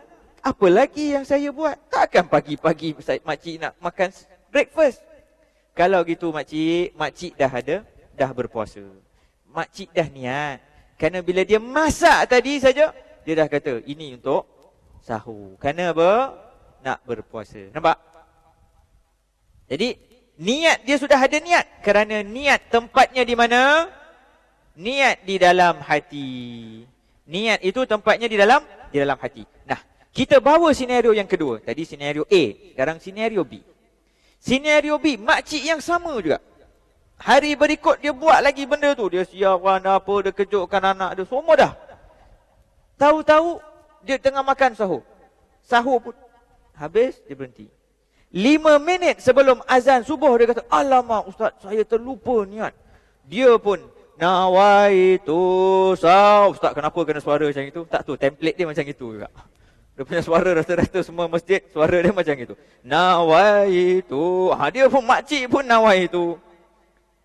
Kita kata mungkinlah ustaz, makcik bahasa Arab dia tak faham.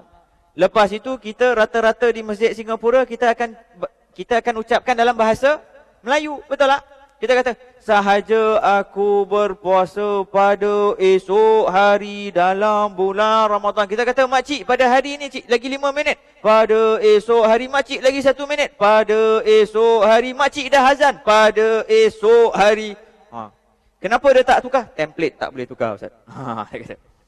Sekarang kita tanya. Adakah sah puasa makcik pada hari itu? Sah atau tidak? Sah atau tidak? Belum tentu lagi ustaz. Kita kata sah.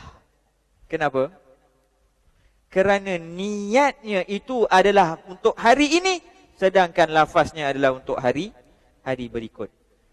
Indahnya Islam itu, Nabi kata, innamal a'malu binniyat. Sesungguhnya amal perbuatan itu berdasarkan kepada niat. Niat dia pada hari ini, walaupun dia terkeliru dalam mengatakan lafaz, dalam mengucapkan lafaz, tapi puasa itu berdasarkan niat, iaitu apa? Walaupun dia kata pada esok hari, dia kata esok hari kerana template, tapi niat dia tetap hari ini saya nak puasa. Nampak? Jadi kita harus faham bezakan antara niat dan lafaz niat. Amalan berdasarkan niat, bukan pada lafaz niat. Terserah kalau dia nak lafaz ke apa ke, tapi yang Nabi ajar, amalan itu berdasarkan niat, bukan pada lafaznya. Faham? Jadi ini yang pertama. Yang kedua, kita lihat meninggalkan sahur. Yang mana tadi Ustaz Ihsan dah menerangkannya. Kita lihat hadis Nabi SAW bersabda, as-suhuru akluhu barakatun, fala tad'uhu wala ay yajra'a ahadukum khar'atan min ma'in fa innallaha wa malaikatahu yusalluna 'alal mutasahhirin. Makan sahur adalah makan penuh barakah. Janganlah kalian meninggalkannya walaupun dengan seteguk air, kerana Allah dan malaikatnya berselawat kepada orang-orang yang bersahur. Dalam hadis yang lain seperti mana yang Ustaz Ihsan mengatakan bahawa as-sahuru barakah. Tasahharu fa inna as-sahuri barakah. Bersahurlah kamu kerana dalam sahur itu ada barakah. Dan lebih lanjut lagi Nabi SAW bersabda, faslu ma baina siyamina wa siyami ahli kitab aklatus sahur. Iaitu perbezaan antara puasa kita dan puasa ahlul kitab adalah makanan sahur kita. Kita bangun pagi dan kita bermakan sahur. Ini yang kedua. Kita lihat yang ketiga, dia lambatkan berbuka. Sedangkan kalau kita lihat hadis riwayat Abu Daud, maka Nabi SAW biasanya berbuka dengan rutab. Rutab ni apa? Kurma basah. Rutab ni kira enak juga Ustaz kalau rutab ni. Jadi kalau kita balik dulu, sebelum kita pulang daripada Madinah, kita mempunyai sebuah Syekh Khalid nama dia. Nama dia pun Syekh Khalid. Dia akan beri kita rutab. Lebih daripada tu, kadang-kadang dia suruh panjat sendiri pokok tu, dia suruh petik sekali rutab tu, dia suruh bawa balik lah ni ke rumah. Jadi semua yang belajar dengan dia, insya-Allah ada peluang petik buah kurma. Jadi kita bawa balik dah rutab ni, kurma muda. Jadi sebelum Nabi solat, Nabi akan berbuka dengan rutab. Nabi buka sebelum Nabi solat. Jika tak ada rutab, maka Nabi akan berbuka dengan tamar, kurma yang kering. Dan jika tidak ada demikian, Nabi akan berbuka dengan seteguk air. Ini. Jadi kekeliruan yang kedua, jangan kita melambatkan berbuka. Bila kita dengar azan sahaja, kita menyegerakan berbuka itu. Tapi permasalahannya kadang-kadang kita berada di dalam bas. Kita tengok dalam bas, Ustaz, kita nak pergi mana? Nak pergi Gelang. Nak pergi Gelang memang jam, Ustaz. Kita dah anggarkan selalunya saya nak pergi Gelang dari sini 15 minit, 20 minit. Bila dalam bulan Ramadan 30 minit, 45 minit. Bila dah azan, kita dalam bas. Kita tengok orang dekat luar, kita sedih. Kenapa? Semua tengah makan. Kita masih lagi dalam bas. Allah. Muka sedih tu. Jadi bagaimana Ustaz? Apa yang ada pada diri kita? Nak tunggu ke? Atau kita berbuka di atas bas? Kalau kita ada, kalau ni muslimah selalu yang ada lah. Muslimin memang tak ada apa-apa. Muslimah ada apa? Dalam beg ada air, ada Ada gula-gula, ada hex, ada tisu, ada minyak kapak, ada apa nak semua ada dalam. Bagi pihak lelaki, suami, semua tak ada. Tapi dia bawa benda yang paling penting bagi dia. Apa? Bawa apa? Rokok? Janganlah. Bawa isteri. Jadi isteri bawa semua ada. Saya bawa isteri je cukup, Ustaz. Pasal semua ada kat sana. Jadi dia tengok, Ustaz, saya terlupa bawa isteri. Terlupa lah, kata. Jadi dia kata, makan mana sekarang?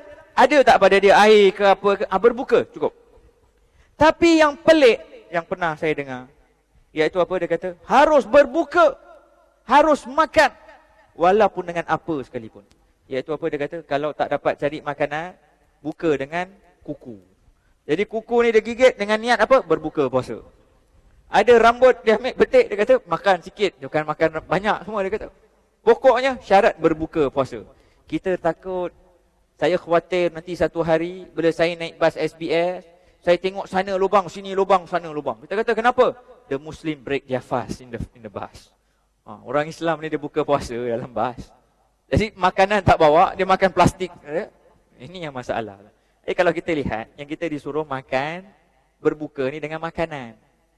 Berbuka dengan makanan. Jadi bila dah sampai saja azan, bila kita dengar kumandang azan dah berkumandang, berbukalah. Dengan apa saja yang ada pada ketika itu, kita berbuka. Jangan lewatkan. Kerana ada, contoh bagi kaum-kaum Syiah, dia tidak berbuka apabila azan maghrib berkumandang. Azan berkumandang, dia tak berbuka. Bila dia berbuka? Dia buka bila bintang berkerdipan. Jadi bila dah maghrib 15 minit, dah 20 minit, kita yang Ahlus Sunnah wal Jamaah semua tengah makan, dia tak makan. Dia tunggu bila dah ada bintang keluar baru dia makan. Kita kata terserah.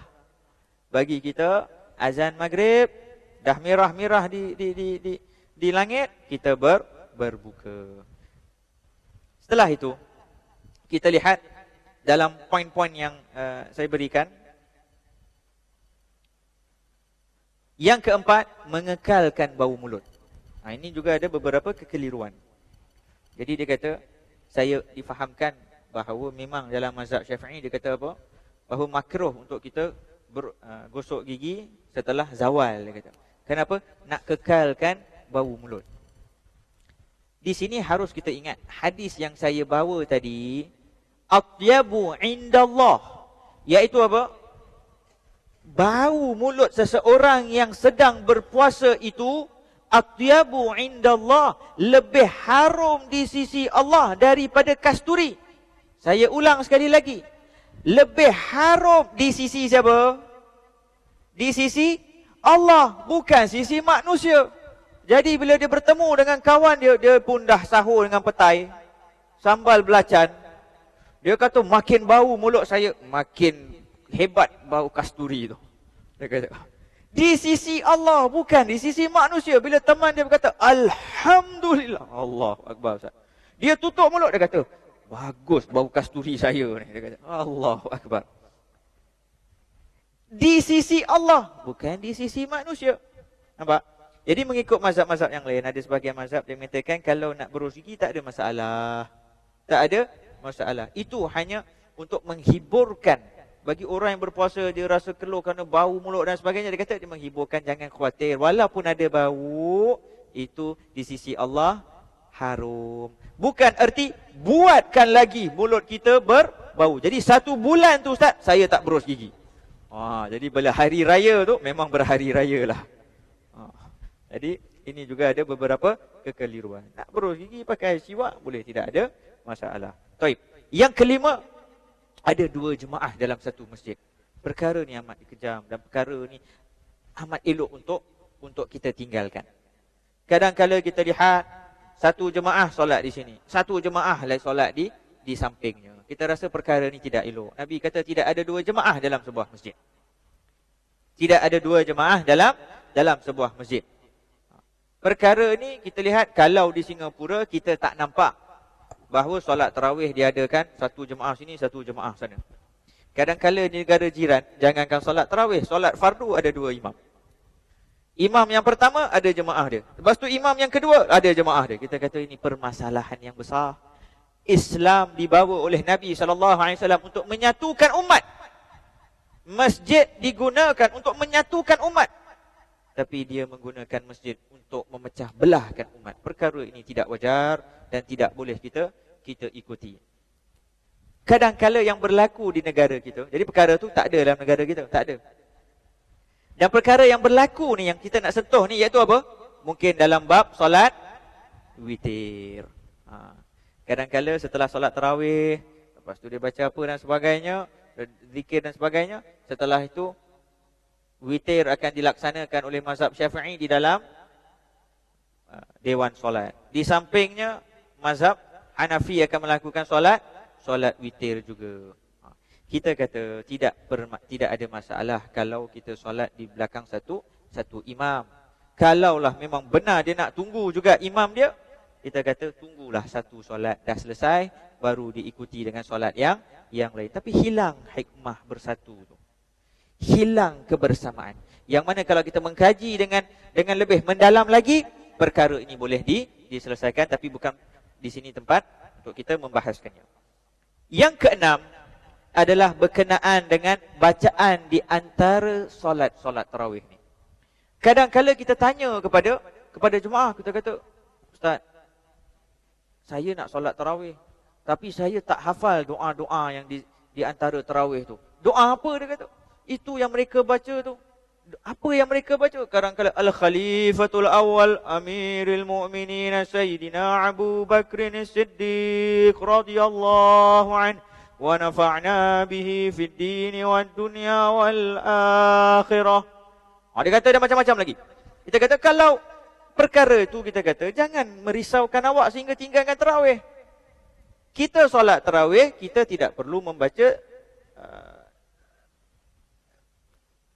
membacanya. Kita solat tarawih cukup Allahu Akbar. Sajalah kalau awak nak ada lafaz ke saja, aku sembahyang tarawih ke apa 2 rakaat, nak beza dengan solat sunnah yang lain, boleh cukup saja itu. Jangan berapa ramai jemaah kita yang meninggalkan ibadah-ibadah kerana dia kata saya tak tahu niat, saya tak tahu bacaan, saya tidak tahu itu, saya tidak tahu ni. Sedangkan yang dibawa oleh Nabi SAW amat senang, amat ringan.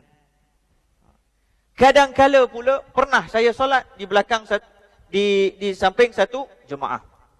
Jadi biasa bila Bilal dia mengucapkan perkara Al-Khalifatul Awwal Amirul As-Salatu Tarawih Asabakumullah Salatu la ilah. Jadi imam kat belakang pun dia senang sibuk. Tahu-tahu jemaah sebelahnya bertanya, saya nak tanya Tuan Haji, apa bacaan yang Tuan Haji baca? Dia kata, yalah bacaan zikir-zikir. Zikir apa Tuan Haji? Yalah zikir yang biasa. Begini Tuan Haji, saya ni baru nak datang nak menjinak dengan masjid. Boleh tak Tuan Haji tunduk ajar? Tuan Haji kata apa? Tuan Haji selalu yang bila kita dengar As-salatu la ilaha illallah ataupun Salatut tarawih Asabakumullah. Salatu la ilaha. Tajuk yang kita dengar apa?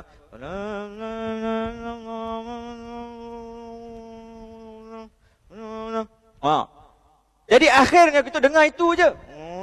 Kita dengar. Jadi bila ditanya tu, akhirnya jemaah sebelah saya apa dia jawab? Sebenarnya saya pun tak tahu. Saya pun ikut je. Awak nak tahu, awak tanya imam selepas saya. Dia tolak imam pula.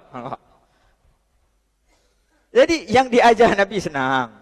Yang diajarkan Nabi senang. Kita terus beri takbir. Allahu Akbar. Sudah, selesai.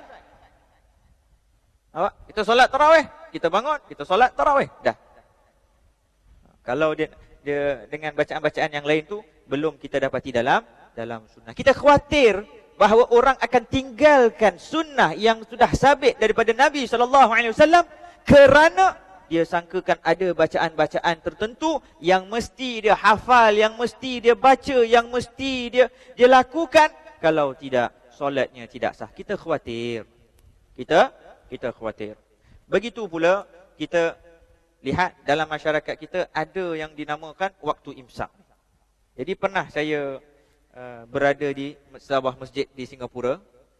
Ketika itu saya masih remaja lagi dan kita mengadakan sebuah camp. Sebuah camp bahasa Melayu. camp. Kita ada camp lah. Okay. Kita ada camp. Perkemah. Kita ada perkemahan. Jadi ketika itu, tuan-tuan bayang, yang datang ni semua remaja. Jadi kalau kita kejut anak kita yang remaja, senang tak? Kita ada 2, 3 anak, 4, 5 anak. Paling banyak pun 5 lah kita rasa. Average lah. Average sekarang lagi 3 saja. Jadi kita kejut 3 Ustaz, macam nyawa kita pun dah hilang 3 kali kita kata. Ini satu kelas penuh, 40 remaja nak kejut. Allahu Akbar. Saya beri anggaran 30 minit untuk kejut, rupanya 1 jam nak kejut. Kita kejut yang ini sana tidur, kita kejut yang sana tidur. Allahu Akbar. Akhirnya bila semua bangun, semua turun, makanan dah diangkat. Dah tak ada dah. Tapi belum azan. Jadi dah sampai waktu imsak. Jadi saya kata makan. Bila pelajar ni, bila budak-budak remaja ni baru nak makan, pak cik masjid tegur dan marah. Dia kata, oi. Kena oi terus. Tak ada apa-apa lagi dah. Kenapa awak langgar imsak ni? Dia kata, oi. Dah tak boleh makan. Dah imsak. Haram. Dia kata, Allahu Akbar. Jadi macam mana? Kita kata, okey. Saya berikan perintah. Saya berikan guideline. Sekarang semua pergi belakang. Makan. Semua macam penyeludup. Satu-satu dulang bawa keluar. Pergi belakang. Makan. Dia kata, ingat azan berhenti. Kerana apa? Kalau kita duduk nak berbincang dengan pakcik, memang dah masuk waktu subuh pun. Pakcik begini, kita duduk bincang, ya begini-begini, habis dah pun subuh. Jadi kita jangan bincang, kita pergi belakang, kita makan, sudah. Jadi macam pelinduk semua makan. Sedangkan imsak tu, kita kata, masih boleh makan tak? Yang diistilahkan waktu imsak tu boleh makan, tidak ada permasalahan. Apa? Bila dengan azan subuh, baru kita berhenti. Baru kita berhenti. Jadi, untuk kita mengatakan tak boleh makan setelah imsak, kita kata ini suatu perkara yang perlukan kepada dalil, perlukan kepada bukti dan juga pembahasan yang lebih mendalam lagi. Yang ke-8 kita lihat, ini penting, iaitu kita kurang berdoa. Kita kadang-kadang kita sibuk, kita buat ni, buat tu, buat. Kita tanya, Ustaz, saya nak tanya, solat tarawih ni seperti mana yang tadi Ustaz Rizan tanya, 8 rakaat ke 20 rakaat? Kita sibuk bertanya, mana dalil daripada hadis, mana, apakah sanad dia? Sedangkan kita pun tak tahu juga sanad tu apa. Kita dengar orang tanya sanad, kita pun sibuk tanya sanad juga. Sanad dia mana Ustaz? Daripada Abu ini, daripada ini. Ustaz cuba ulang sanad dia. Ulang. Ustaz cuba tuliskan sanad dia. Ustaz. Tak salah. Dalam mempertingkatkan ilmu, dibenarkan, bagus. Ini cara kita menjadi penjaga khazanah Nabi SAW. Bagus.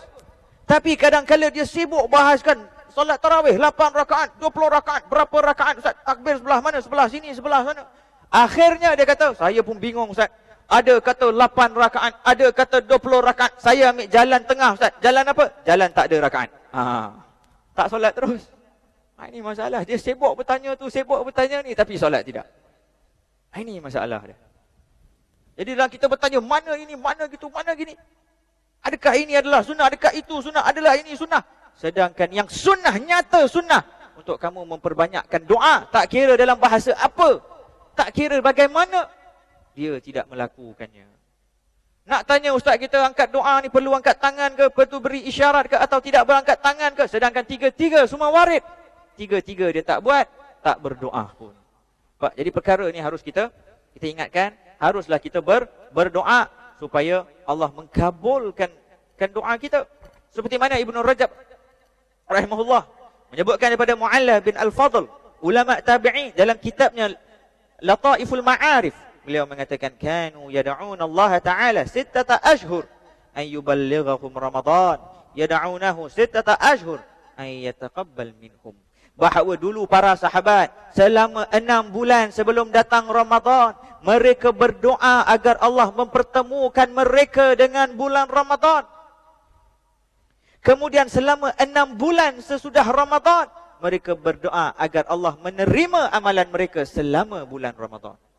Kita tanyakan kepada diri kita, berapa lama yang kita berdoa supaya bertemukan dengan Ramadan? Bila kita tengok dalam bulan Syaban, bila kita tengok dah 15 Syaban, bila sana sini heboh dah nak Ramadan, ya Allah, sampaikanlah aku kepada Ramadan. Dia kata, okey, baguslah juga dia berdoa. Sahabat 6 bulan sebelum tu dah berdoa.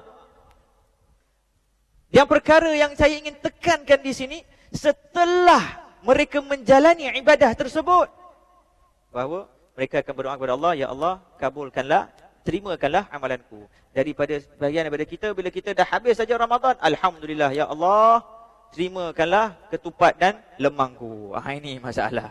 Jadi ingat bahawa amalan yang kita lakukan belum tentu diterima oleh Allah Subhanahu Wa Taala, maka di harus itu kita berdoa, Allahumma ballighna Ramadan, semoga Allah mempertemukan kita dengan Ramadan. Sampai sini saja insya-Allah.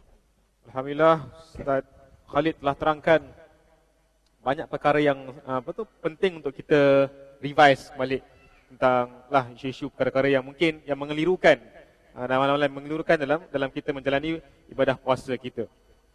Jadi masuk insya-Allah ke mungkin yang terakhir daripada Ustaz Rizhan.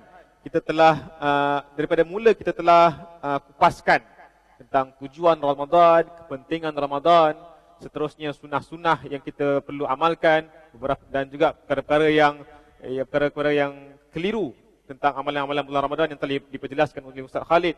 Namun begitu, adakah ia cukup untuk menjadikan kita seseorang yang berjaya jika kita amalkan dan kita ketahui untuk jadikan kita orang yang berjaya di bulan Ramadan ke tidak? Itu persoalan dia.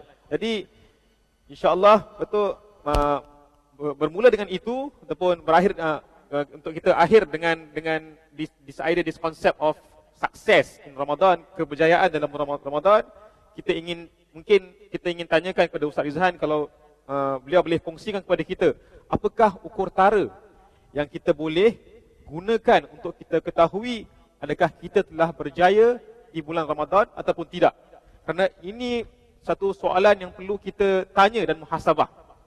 Sebab dalam bulan Ramadan ni, dia bulan untuk kita muhasabah iman kita, muhasabah amalan kita, untuk kita meneruskan 11 bulan yang akan datang, yang akan completekan satu tahun yang insya-Allah bernilai untuk kita. Dengan itu kita minta untuk Ustaz Rizhan kongsikan apakah ukur tara yang kita boleh gunakan untuk kita menilai adakah kita berjaya dalam Ramadan ini ataupun tidak. Tafadhal Ustaz. Qala rabbi shrah li sadri wa yassir li amri wahlul 'uqdatam min lisani yafqahu qawli. Kalau tadi yang sesi pertama saya jawab dengan 4S, maka jawapan yang kedua pun saya ada 4S juga. Apakah 4S tersebut? Yang pertama adalah bila kita nak tahu kita berjaya di dalam bulan Ramadan ataupun tidak, kita kena lihat kepada the objektif. Kalau sini ada cikgu-cikgu, kalau dia buat buku kurikulum, dia ada topik, lepas tu ada objektif am, ada objektif khusus. Jadi kalau dia boleh capai objektif tersebut, maksudnya itu adalah di antara tanda yang dia telah berjaya. Maka dalam kita berpuasa pun kita ada objektif. Ustaz, adakah objektif ini disebutkan di dalam Al-Quranul Karim? Yes. Sebagaimana yang dibacakan oleh Ustaz Azri pada awal sesi ini, la'allakum tattaqun. Jadi objektif kita daripada berpuasa adalah agar kita menjadi orang-orang yang bertakwa kepada Allah Subhanahu Wa Taala. Selalu kita dengar, especially golongan lelaki pada hari Jumaat bila imam naik ke atas mimbar, selalu berpesan ittaqullah. Maka sebagian di kalangan para ulama kita, mereka mendefinisikan takwa sebagai kita membuat satu benteng antara kita dan azab Allah Subhanahu Wa Taala. Bagaimanakah kita membuat benteng tersebut? Adalah dengan mentaati perintah Allah Subhanahu Wa Taala dan menjauhi daripada segala larangan Allah Subhanahu Wa Taala. Jadi kita kena cek dalam bulan Ramadan ni yang akan bakal mendatang, dan selepas daripada 29 ataupun 30 hari kita berpuasa dalam bulan Ramadan, kita cek sama ada kita telah capai kepada objektif tersebut. Kita tunduk kepada perintah Allah Subhanahu Wa Taala. Adakah kita telah meninggalkan kemaksiatan? Dan takwa ni adalah satu perkara yang sangat penting. Saya masih ingat dulu tuan-tuan, waktu PSLE, kalau terima result slip rasa happy. Bila O-level terima result slip rasa happy. Bila saya ambil A-level dulu di Tampines Junior College, saya rasa tak happy kerana keputusan tak baik. Tapi bila saya graduate daripada Universiti Madinah, bila tengok result slip tu, transkrip dan juga sertifikat tu, saya rasa takut. That's the first time in my life saya lihat kepada cert, saya rasa takut. Saya rasa bimbang. Kenapa? Kerana selalu dalam transkrip, selalu dalam sertifikat letakkan kita punya pointer semua. Tapi yang last line yang amat memberi kesan kepada hati saya, dan pihak universiti berpesan kepada beliau agar bertakwa kepada Allah Subhanahu Wa Taala. tuan-tuan, mana nak dapat sertifikat, kita graduate, kita ambil apa course pun, dekat bawah dia pesan kita, pihak universiti berpesan kepada beliau agar bertakwa kepada Allah Subhanahu Wa Taala.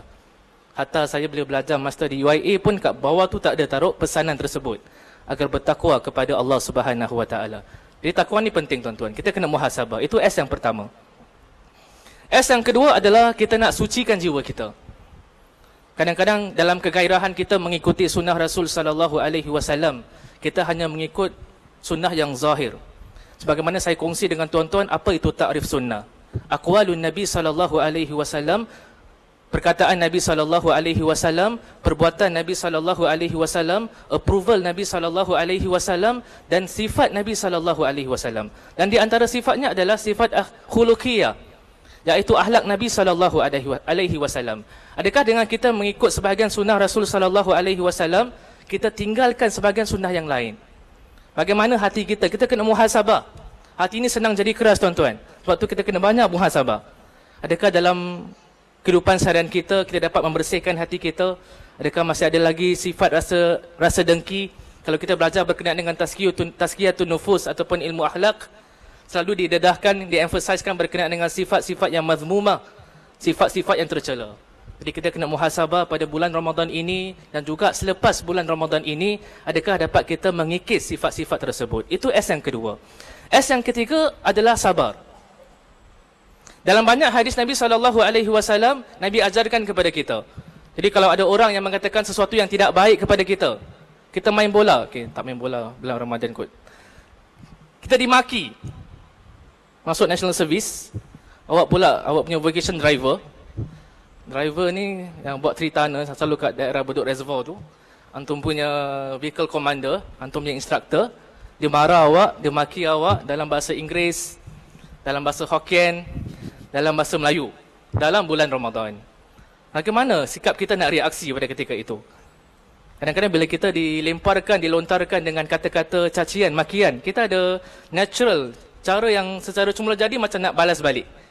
Tapi yang diajarkan oleh Nabi SAW adalah inni saim. 2 kalimah. Sesungguhnya aku berpuasa. Instruktor tu dah maki banyak, awak jawab inni saim. Dia tanya awak, itu apa perkataan maki apa tu? Itu bukan perkataan maki. Itu adalah kita bersabar. Kita lihat kepada sunnah Rasul SAW. Sebagaimana hadis yang saya rasa kita semua pernah dengar, yang mana segolongan Yahudi kata Assalamualaikum dekat Nabi SAW. Apa maksudnya? Celakalah ke atas kamu. Dan kadang-kadang saya bila hari raya, belum Ramadan dah hari raya. Hari raya, kadang-kadang bila kita berziarah, orang-orang Melayu kita sebenarnya bukan hari raya tuan-tuan. Hari biasa pun sama, Assalamualaikum. Assalamualaikum. Kadang-kadang ini Assalamualaikum ni Assalamualaikum ke mirip-mirip Assalamualaikum. Iaitu celaka ke atas kamu. Diucapkan kepada Nabi SAW, isteri Nabi SAW, Sayyidah Aisyah radhiyallahu anha. Dia defend suami dia. Apa dia jawab? Waalaikumsalam wa la'na. Ke atas kamu kecelakaan dan juga laknat. Tapi Nabi SAW seseorang yang cara beliau begitu berhikmah. Beliau kata dekat isterinya Aisyah radhiyallahu anha, mahlan ya Aisyah, tenang wahai Aisyah, innallaha yuhibbu rifqa fil amri kullihi. Sesungguhnya Allah Subhanahu wa taala suka kepada kelembutan dalam setiap perkara. Kata Aisyah radhiyallahu anha, wahai Nabi SAW, kau tak dengar ke apa yang mereka kata? Kata Nabi SAW, laqad qultu wa alaikum. Aku telah jawab, aku kata wa alaikum, dan juga ke atas kamu. Jadi itu adalah pegangan Nabi SAW, mesti ada sifat sabar, kena muhasabah diri. S yang keempat adalah kita sepatutnya cek sama ada kita menjadi hamba yang bersyukur kepada Allah Subhanahu wa taala ataupun tidak. Ustaz, apa yang nak bersyukur? Makan, minum, itu je nikmat yang selalu kita lihat pada bulan Ramadan. Kita luaskan skop kita. Nikmat pengangkutan yang kita dapat, nikmat teknologi yang kita ada, nikmat kesihatan yang kita ada. Pernah satu ketika beberapa tahun yang lalu, saya solat di salah sebuah kolong blok di Tampines. Jadi ada siapa penduduk Tampines kat sini? Kalau ada, beruntung sangat. Tempat yang diberkati, Tampines, tempat tinggal saya. Tampines tu tuan-tuan, bukan Tampines. Maksudnya kolong bawah blok tersebut, bila solat tarawih, ada seorang jemaah sebelah saya solat. Jadi pada rakaat kedua kan kita baca tasyahud at-tahiyatul mubarakatus. Saya lihat dia tak guna tangan kanan, dia tunggu kanan kiri. Jadi at-tahiyatul mubarakatus yang dia naikkan dia punya jari telunjuk, asyhadu alla ilaha illallah sampai habis. Saya solat kat sebelah. Ustaz solat ni tak khusyuk ke? Tak, solat sunat tengok bawah. Dia dah kat sebelah, nampak sah boleh nampak di sebelah kiri. Maka dalam hati tu macam berkata-kata. Teringat hadis Nabi SAW. Man ra'a minkum munkaran. Barang siapa di kalangan kamu yang melihat satu kemungkaran, hendaklah boleh ubah. Satu kesilapan. Dalam hati itu dah berkata-kata. Dalam baca tasyahud pun, alamak sini ni pula buat tangan kiri, tak ikut sunnah Rasul SAW. Tak ada ulama' pun, tak ada khilaf pun ulama' yang mengatakan boleh tasyahud tangan kiri. Maka lepas imam beri salam, Assalamualaikum warahmatullahi, Assalamualaikum warahmatullahi, baru nak buka mulut. Nak beri salam dulu, nak tanya khabar, lepas tu nak tegur. Apa saya lihat tuan-tuan? Saya lihat tangan kanan orang tersebut tak boleh bergerak. Apa yang dia lakukan, dia guna tangan kiri dia. Dia macam nak gerakkan tangan kanan dia. Pada ketika itu baru saya faham kenapa dia gunakan tangan kiri. Itu tolak tepilah, itu cara betul ke tak betul. Tapi nikmat kesihatan yang Allah Subhanahu Wa Taala gunakan kepada kita. Kita ada dua tangan, alhamdulillah. Kita ada dua kaki yang masih boleh kita gunakan untuk sama-sama kita hadir di pusat Muhammadiyah ini untuk mendengar ceramah ilmu. Sepatutnya pada bulan Ramadan ini, dan bila kita keluar daripada bulan Ramadan ini, mudah-mudahan kita menjadi hamba-hamba Allah yang lebih bersyukur kepada Allah Subhanahu Wa Taala. Saya rumuskan 4S yang saya katakan tadi. Pertama adalah status takwa. Kita nak jadi orang yang bertakwa. Kedua adalah kita sucikan jiwa. Ketiga adalah kita sabar. Dan keempat adalah kita syukur. Itu adalah 4S daripada saya. Saya berpada setakat di sini. Alhamdulillah, kita telah dengar, mungkin telah hampir selesai dengan forum kita pada hari ini. Ustaz Rizhan telah terangkan tentang 4S untuk kita menilai keberjayaan kita sebagai seorang Muslim dalam bulan Ramadan untuk mencapai ketakwaan yang telah Allah tetapkan bagi kita untuk mencapainya pada bulan Ramadan. Iaitu takwa kita, status takwa, suci jiwa kita yang sememangnya satu perkara yang terkadang kita betul mudah lupa tentang aspek penyucian jiwa ni. Selalu kita nak cakap penyucian jiwa ni, kita betul terfikir tentang golongan yang lain. Golongan sunnah ni, dia buat benda sunnah tu kena dah suci lah, alhamdulillah dah jiwa. Tapi actually bila kita lakukan mungkin dengan perasaan takabur, perasaan riak, perasaan merasakan diri kita lebih baik daripada orang lain, kita akan mula mengotorkan jiwa kita. Dan dengan itu, bila kita sedar, maka kita perlu kembali menyucikan jiwa kita dan mengambil cara penyucian jiwa yang diajarkan oleh Al-Quran dan As-Sunnah. Dan insya-Allah dengan kesabaran dan juga kesyukuran yang kita terapkan, kita latih diri kita dalam bulan Ramadan, insya-Allah kita akan lalui bulan Ramadan ini dan capai ke 1 Syawal dengan keadaan berjaya di depan Allah Subhanahu Wa Taala. Jadi insya-Allah kalau mungkin Ustaz nak rumuskan apa ke? Nak kongsi? Ustaz Rizhan. Kata-kata terakhir tak adalah.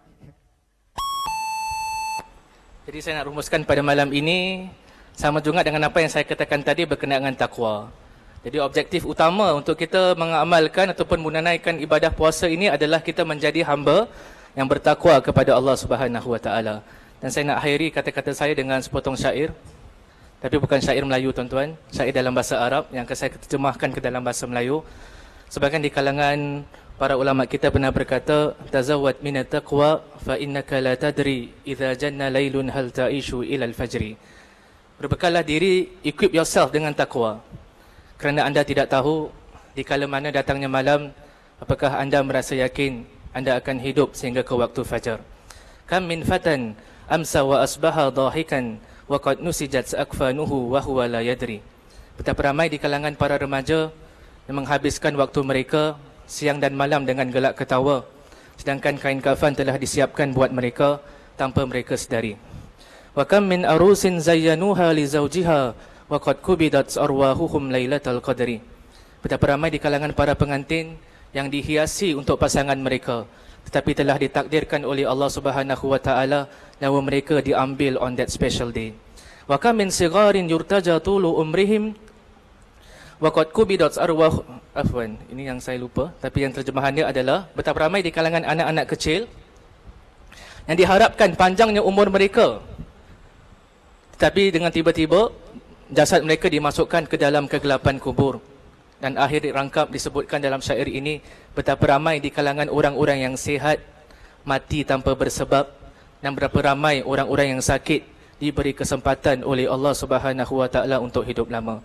Pesanan kepada diri saya terlebih dahulu dan juga kepada tuan-tuan dan puan-puan sekalian, berbekallah dengan takwa. Sesungguhnya antum tidak tahu, sesungguhnya kita tidak tahu di kala mana datangnya malam ini. Apakah kita merasa yakin kita akan hidup sehingga ke esok pagi? Itu sahaja daripada saya. Syukran Ustaz. Alhamdulillah kita telah selesai berforum pada hari ini tentang topik yang sangat penting, iaitu fiqh Ramadan. Dan insya-Allah moga kita dapat manfaat daripada perbincangan dua ahli panel kita, iaitu Ustaz Muhammad Khalid dan juga Ustaz Muhammad Rizan. Kami mengucapkan terima kasih atas kesudian antum berdua untuk hadir di sini, berkongsikan ilmu dan meluangkan masa untuk kita semua. Semoga Allah memberkati usaha antum insya-Allah. Sebagai satu mungkin pemberitahuan, insya-Allah kita akan Persatuan Muhammadiyah akan mulakan salat tarawih pada hari Rabu, pada malam Rabu. Jadi insya-Allah sepanjang bulan Ramadan ni kita akan diserikan ataupun kita akan betul ihya bulan Ramadan ini, menghidupkan bulan Ramadan ini dengan salat tarawih berjemaah di pusat Muhammadiyah. Dan insya-Allah ada tazkirah dan ceramah pada setiap malam. Tazkir mungkin kalau weekdays orang kerja kan, jadi kita tak buat ceramah macam hari ni sampai pukul 11. Jadi tazkirah mungkin 10-15 minit insya-Allah pada hari Isnin hingga Khamis. Seterusnya hari Jumaat hingga hari Ahad kita ada ceramah mungkin lebih kurang 1 jam, insya-Allah dikongsikan oleh Ustaz Muhammad Khalid dan Ustaz Rizan juga ada. Dan juga mungkin insya-Allah kalau diberi kesempatan Ustaz Khairil Anwar daripada Malaysia dan juga Ustaz Abdul Rashid Idris daripada Penang akan hadir berkongsi dengan kita, bersama-sama dengan kita. Mungkin Dr. Syed Harudin juga insya-Allah akan kongsikan satu topik yang menarik.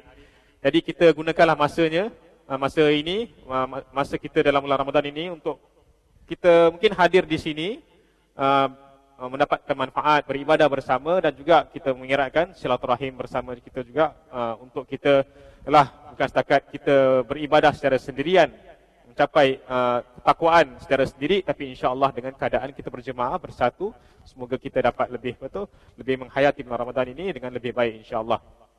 Jadi saya rasa malam hari Jumaat saya dah sebarkan flyers tentang aktiviti-aktiviti Ramadan. Selain daripada tu juga ada kita Qiyamul Lail dan sebagainya. Boleh rujuk kepada flyers yang saya rasa saya letak dekat atas tabung tinggi, tabung panjang tinggi tu.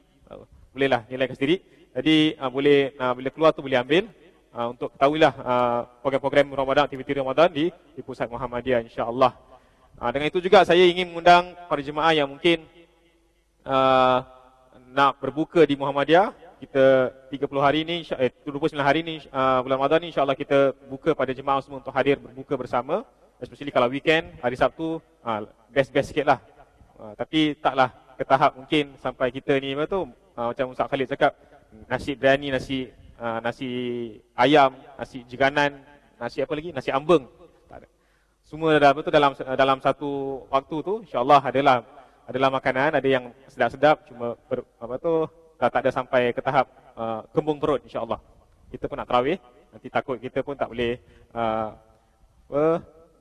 bertarawih dengan baik insya-Allah. Jadi saya berterima kasih pada jemaah semua kena kehadiran antum. Insya-Allah kita dapat manfaat daripada program ini. Kita akhiri dengan tasbih kafarah dan juga surah wal asr.